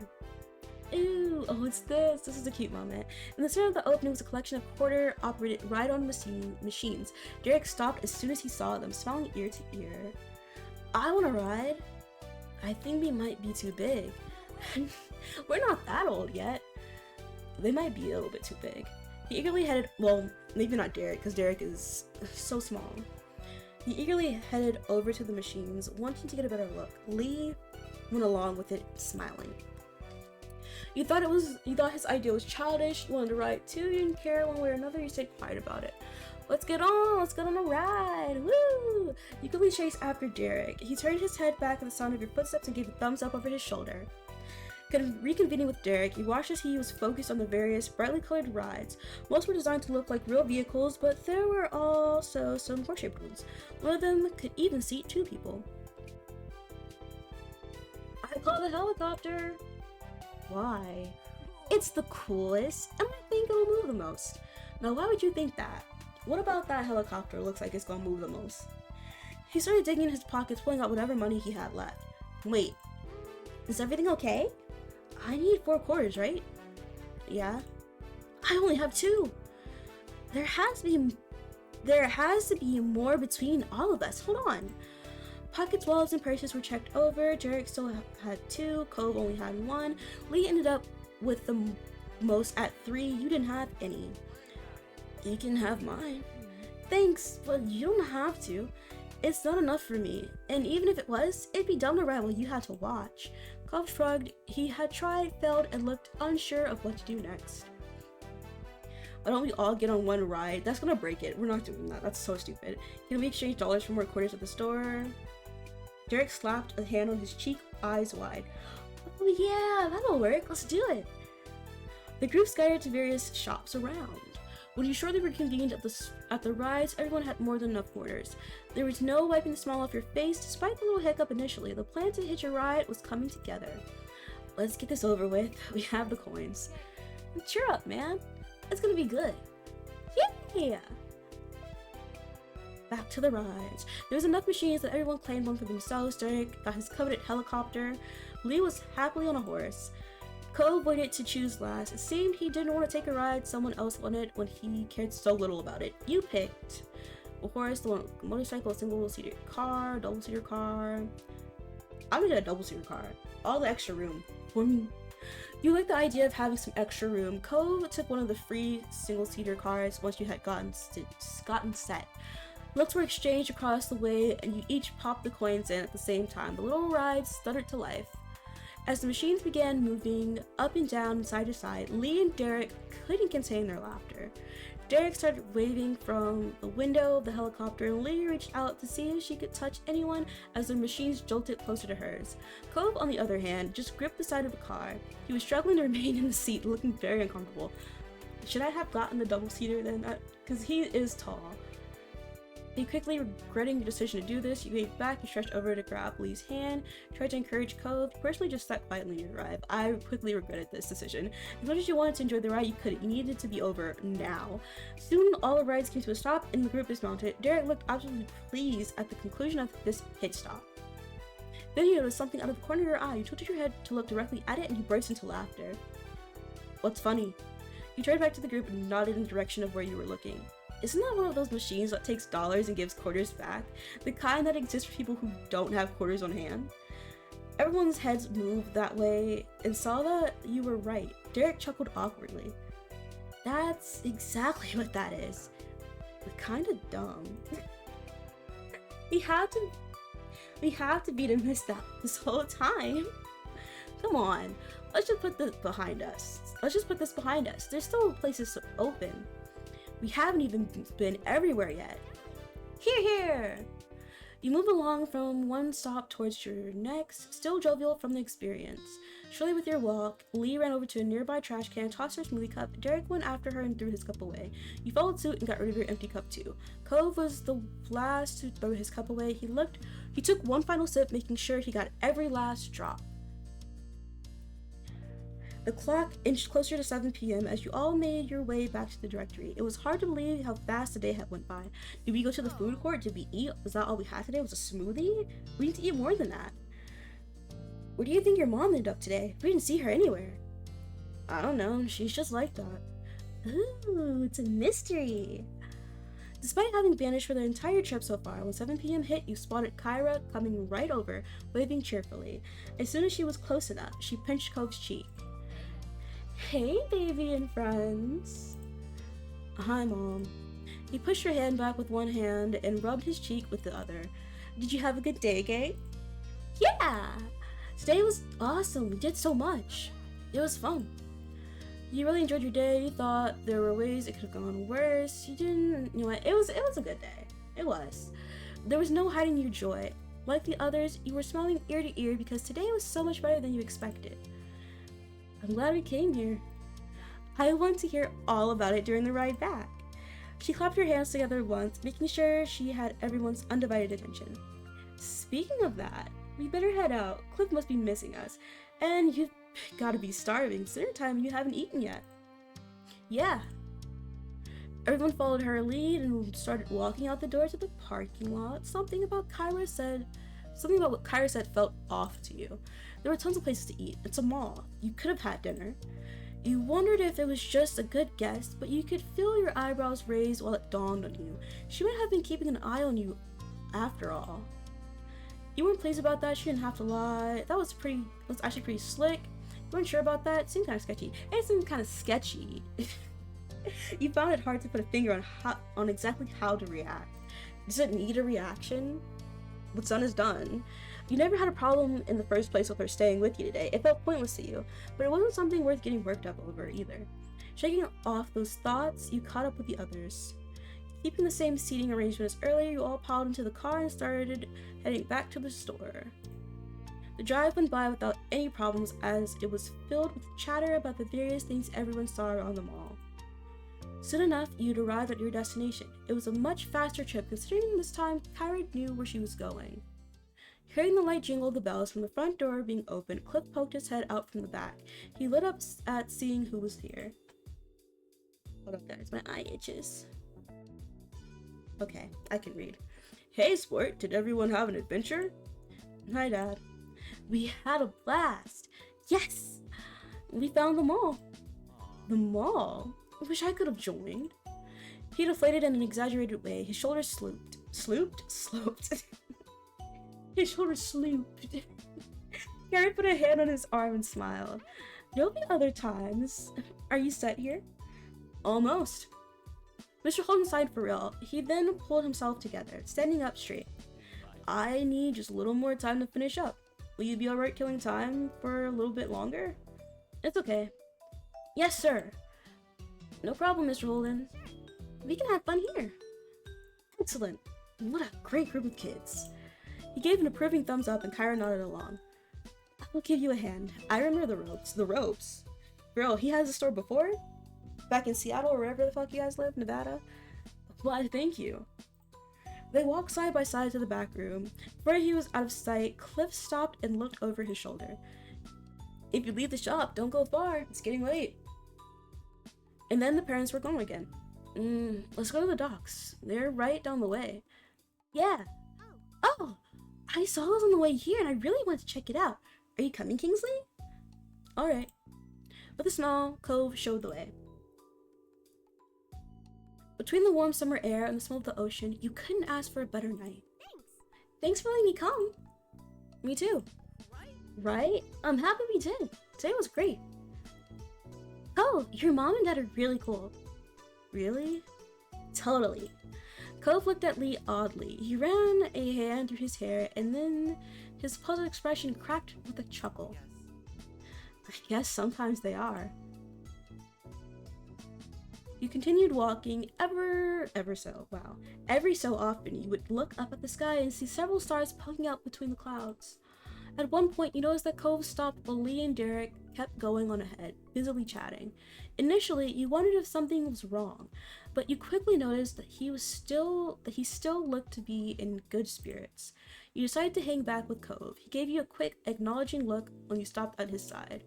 You could taste the sea salt as you took a deep breath of the ocean air. Silently, you and Cove watched the ocean for a little while. There was something about the waves that you always found soothing. You couldn't think of a better way to end a busy day. Not much time later, Derek's chipper voice caught your attention. You and Cove both turned your gaze down the pier. What are you doing there, slowpokes? Get over here. Hey, come on. You looked at Cove at the same time he looked at you. You grinned and nodded your head in the direction of your friends. He gave you a small smile in return. Your footsteps echoed against the wooden planks of the dock and into the night as you ran to catch up. Oh, what a sweet little story. Okay, So I'm gonna save here. I'm ending the stream. I'm going to thank all of you for being here after I change my scenes. After I change my scenes. There we go. I want to thank you guys so much for being here. Thank you for the raid again, Luna. What else? What else was I gonna say?